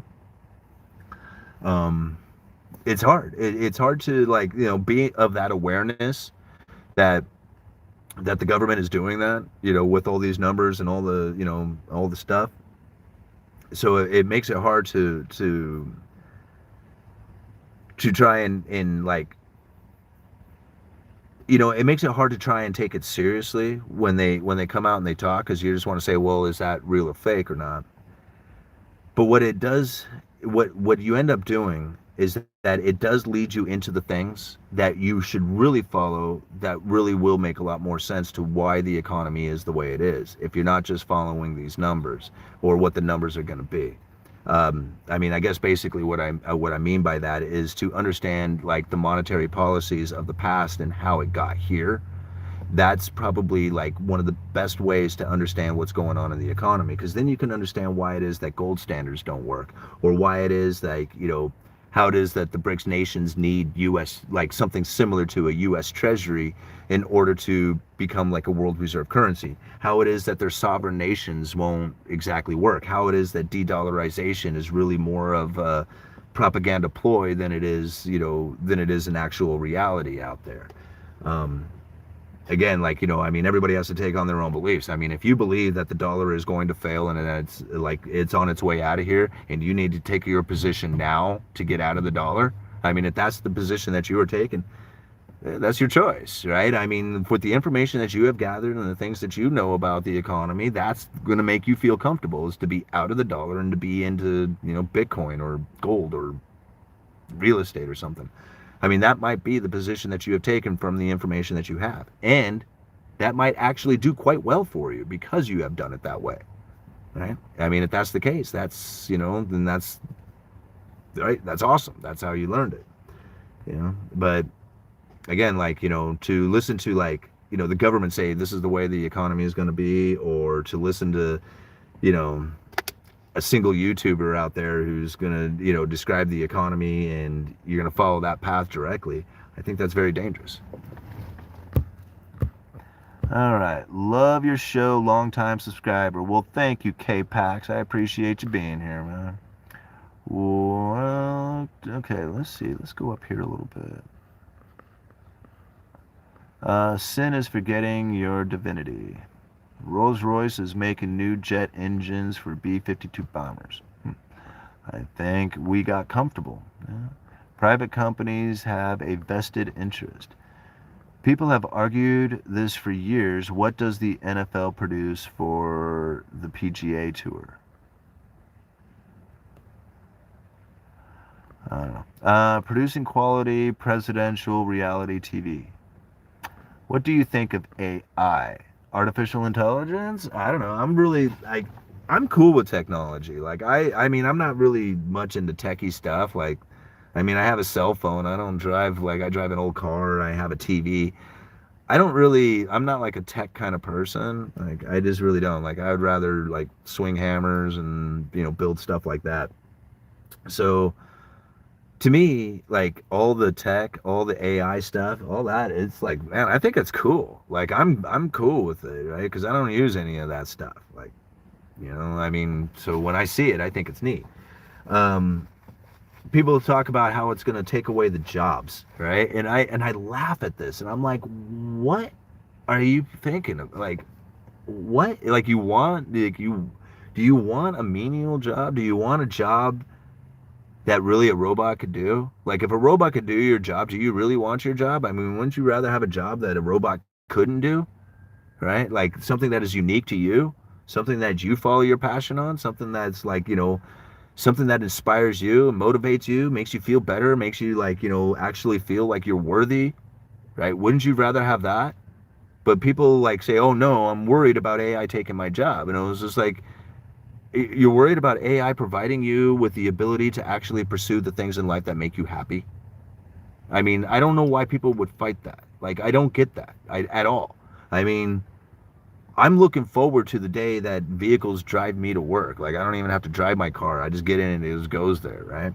I'm looking forward to having all the conveniences of life that are out there. I mean, even Cantillon says it. Wealth is food, conveniences, and pleasures of life. Well, if you have your food, conveniences, and everything is pleasure, I mean, shit, that's wealthy. It doesn't matter how much money you have, right? So I'm looking forward to that. Like, I like the idea of AI and tech and all that other stuff. Now, is there, like, the scary things that could come from it? Sure. Like, the Terminator scenarios and stuff. Yeah, I mean, all that stuff is out there, you bet. But I don't live in fear, so I don't worry about it, right? Because if you lived in fear, then you'd be on a low vibration and things would be, terrible for you. So I don't live like that. Like, I live in a way that says, like, AI is going to be a benefit to me. It's going to free up my time to allow me to pursue my passions and my happiness and everything else. Like, I look forward to that. So, I'm cool with AI. The U.S. and EU has so much wealth. If you earn over $32,000 a year, you are in the 1% of the world's wealth. Yeah, but okay. That's that. I mean, I understand that, but you can't really call yourself wealthy comparing yourself to the rest of the world, right? I mean, I'm wealthy compared to somebody who's homeless, right? But I'm not wealthy compared to George Gammon, right? So I mean, what differences does it make? It makes a difference on who you're comparing yourself to. So yeah, if you make $32,000 a year, you're going to be killing it comparatively to most of the people in the world. But then most of the people in the world live on dirt and live off of less than $2 a day.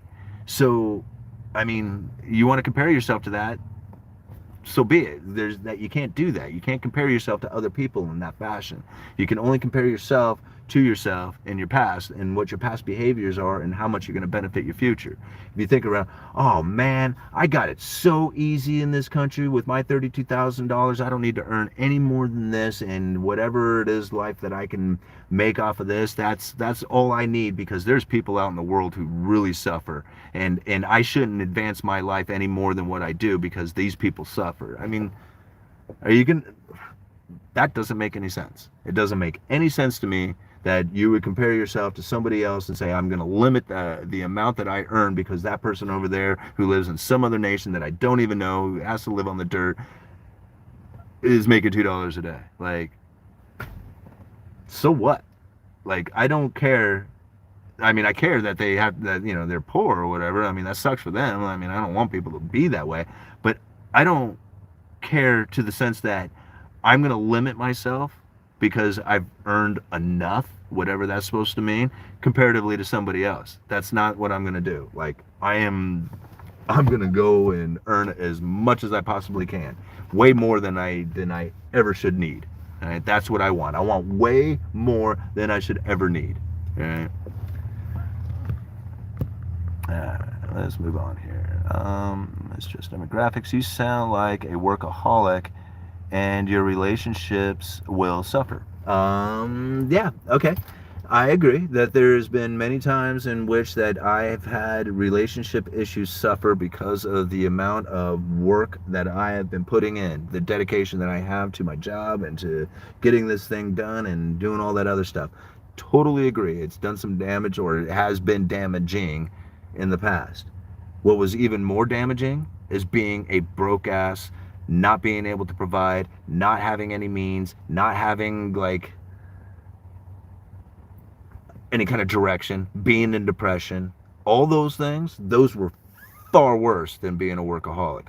Far worse. Right? So, I mean, people were like, "Oh, dude, your relationship might suffer from." You know what? I've lived in a plenty of suffering conditions. Right? I don't need that anymore. Right? Workaholic is a much better condition for everything that I have going on. Will I always be here? I hope not to, but at this point, I'm pushing because there's an intention that I have for this. Unless you are very fragile with not much liabilities. You live within your means. Never put money before your children. Right? Okay.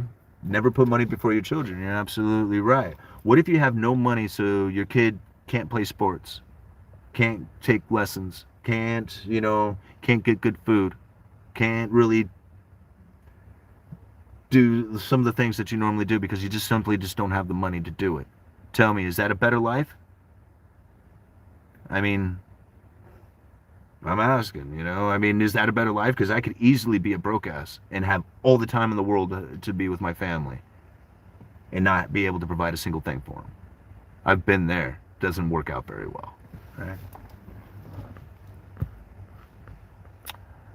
It's not what you make, it's what you spend. Nope, it's what you save. Alright, I sort of disagree. I did professional investing in real estate, syndications, and now my passive net income eclipsed my doctor's salary. At what point do you disagree? Like, what are you disagreeing with? I think that was an awesome thing that you did. Especially live within your means and forget the Joneses. Yeah, I mean, that's definitely, I mean, I live below my means. I could have a nice car. I mean, I could be driving a nice car right now if I wanted to. In fact, I could probably be driving any car I want. Well, maybe not any car I want, but I mean, you know what I mean. I could be driving anything I really want. And I don't do that because I would rather have the money so that I could take my boys to the museums or to the zoo, or just to have anything in general, like, just to be able to do things, like, living way below your means. I love spending time with my wife in my garden. That's right, man. See, now that right there is gold, right? You love spending time with your wife in the garden, right? I mean, how simple, how awesome, how much more could you possibly need, right? I mean, there's people out there who would not be satisfied with spending time with their wife in the garden. Like, that would not do it for them. Their dopamine hits have hit them so hard, so frequently, so often, that doing something pleasurable and relaxing and with this low energy, right, just sitting there in the moment enjoying it, it's not enough for them. They need stimulus, they need action, they need things happening to them right now, right?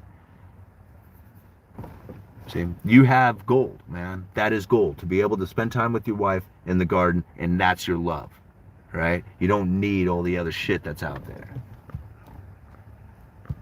Alright, I spend most of my time traveling and goofing off in less than 2 hours a month on real estate. Get it made me financially free. Yeah, well, I'm hoping to be there someday too, I mean, really, it's like, a lot of people, like, they see, they're like, man, you're famous on YouTube, you got all these subscriptions, you've done these things, you must be rich. Well, that doesn't quite work like that, like, when you've like kind of screwed up pretty much your entire life, and here you're at 46 years old trying to figure out what it is you need to do to making up for lost time, and trying to figure out what it is that you need to do for the future. It doesn't give you a whole lot of opportunities out there, right? Like, if I was 20 years old and I had this channel, it would be a whole lot different, right? But at 46 and having already screwed up my life pretty well, fixing that part, the past, like taking care of the bad debts and all the other stuff, which I pretty much done, like cleared out all that past. Now you got to figure out what it is you got to do for the future, and that's really what even starting this channel was really all about for me. It was literally to try and figure out what it is that I'm supposed to do, and by doing that, it's like I created this YouTube channel and it started showing me what to do.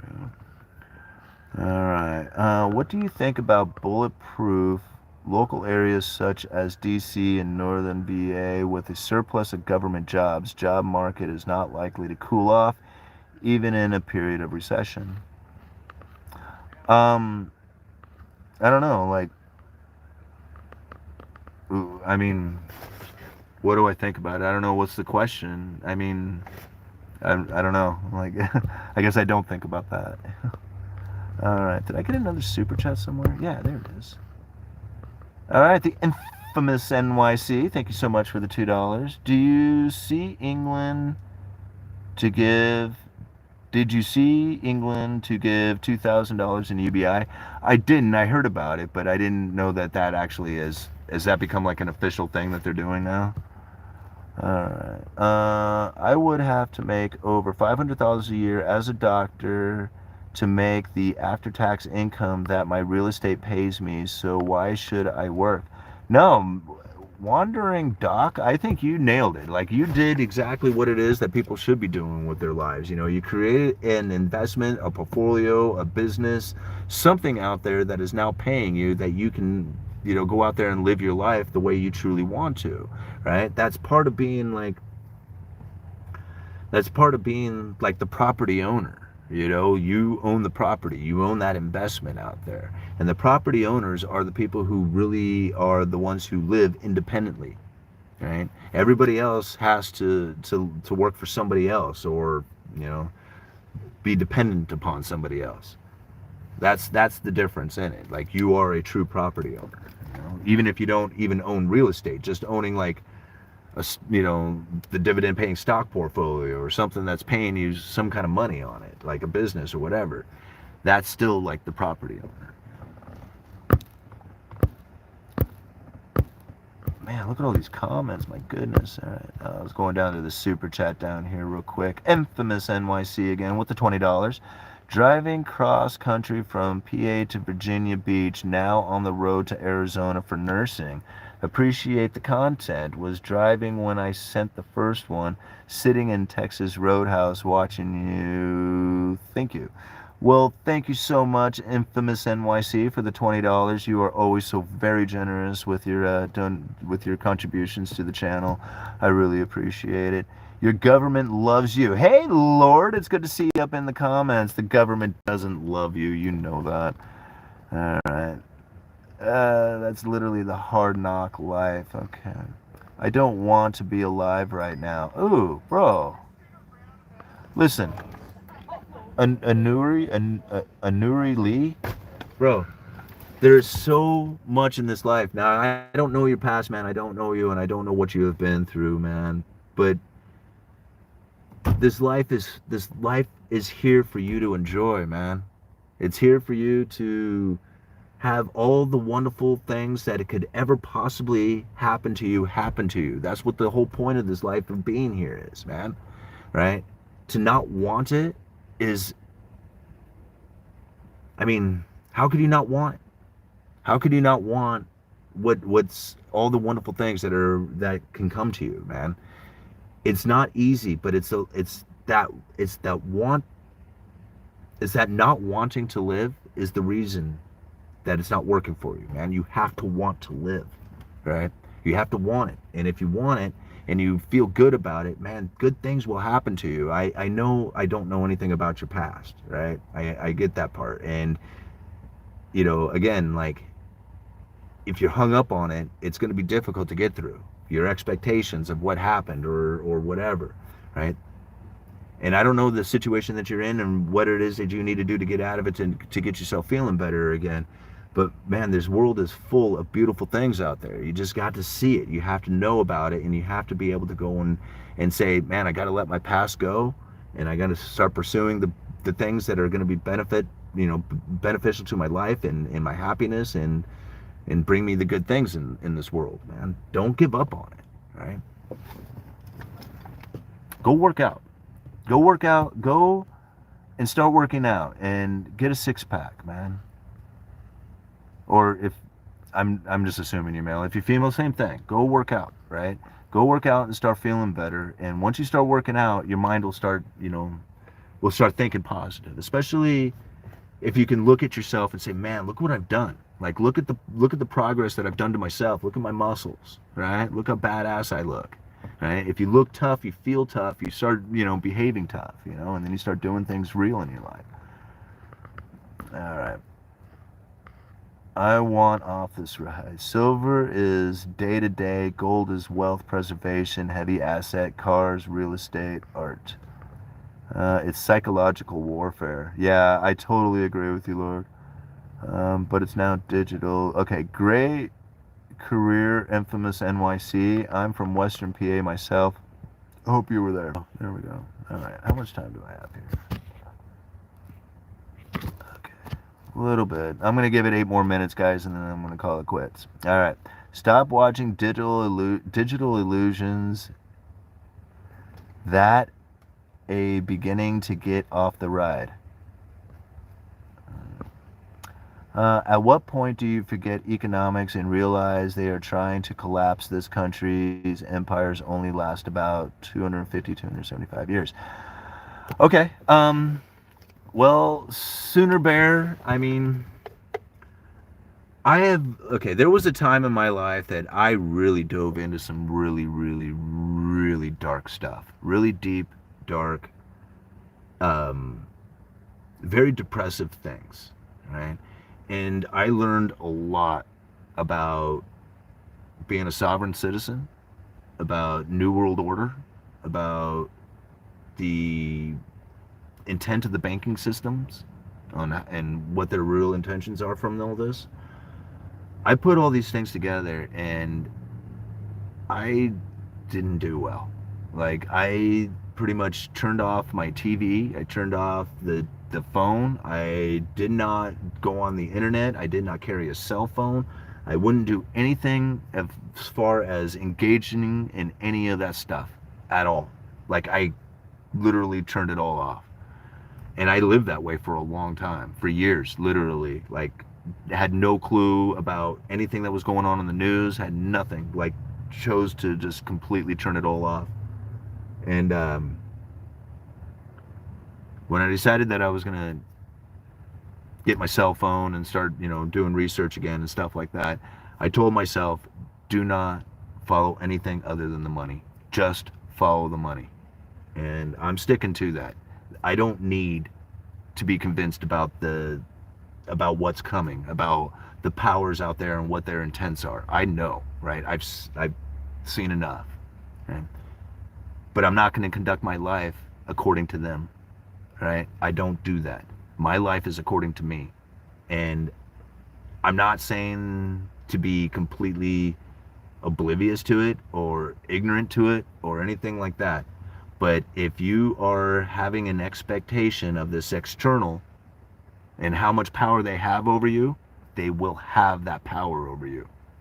If you choose not to let them have that power over you, they don't have it.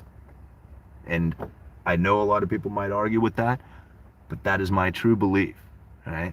They are not important to me, right? I am not scared of them.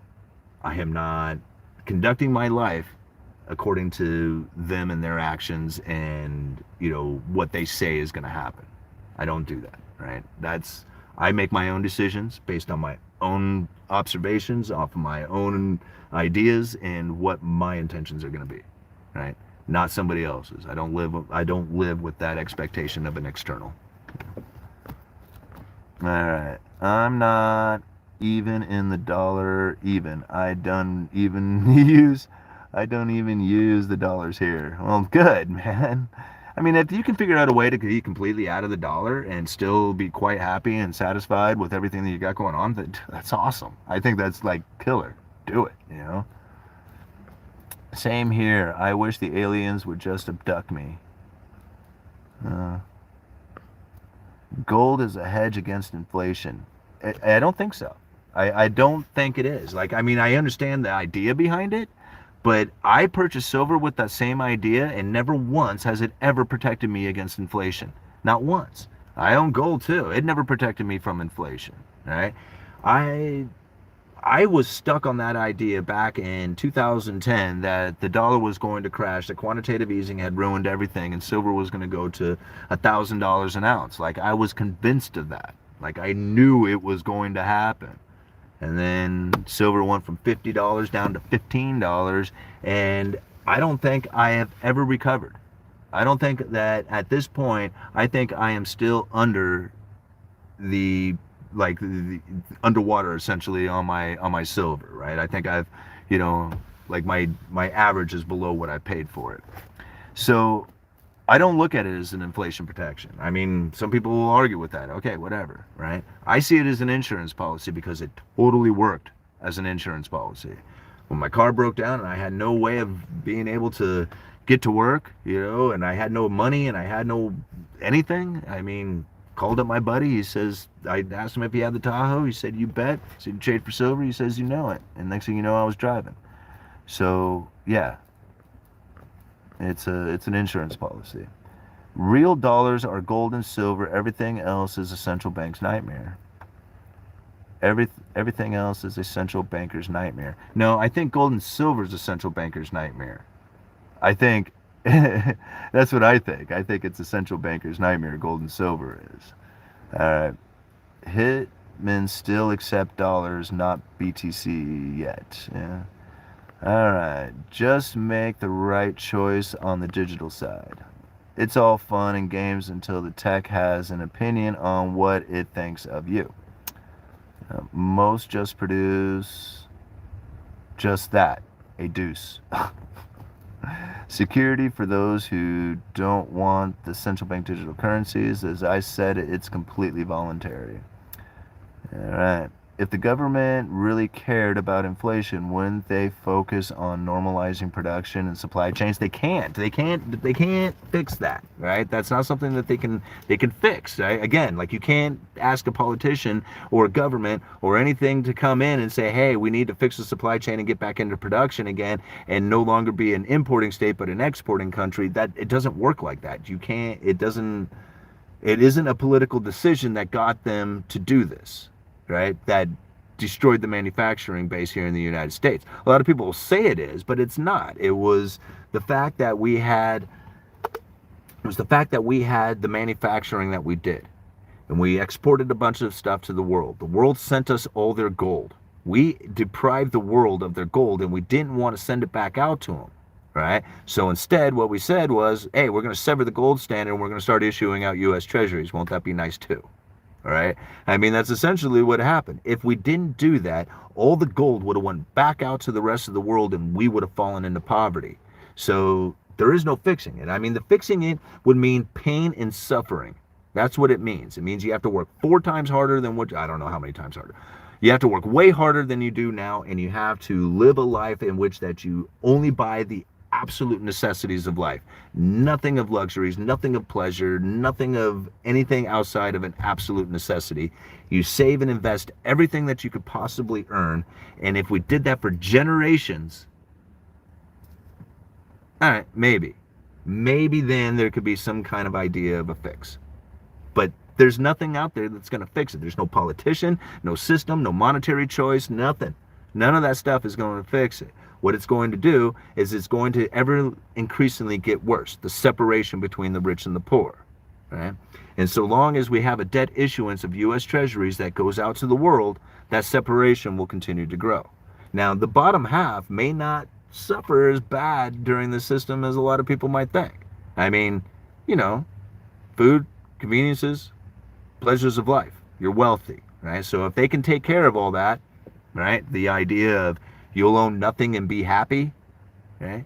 Well, then that's wealth, right? Food, conveniences, pleasures of life. That separation between the rich and the poor, that's something you'll have to deal with, right? But if you want to fix all that and you want to fix it and reverse all that, pain and suffering for generations. That's what it's going to take. And nobody's going to go through it. Nobody's going to want to. All right, guys, I'm going to cruise down to the bottom because I have been out here for 2 hours. Thank you so much. Sickest one for the $2. Last question about DC is in regards to real estate.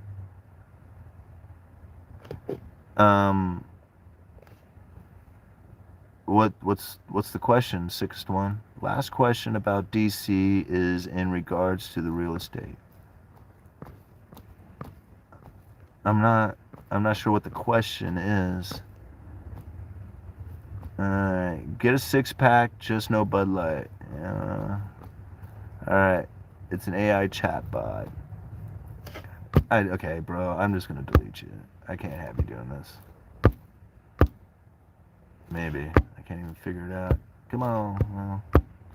I can't figure it out. Maybe we'll get Lord Humongous, if you're here, can you get rid of hydrogen fuel? I told him to stop commenting. He just won't leave it alone, so put him in timeout or block him or do something.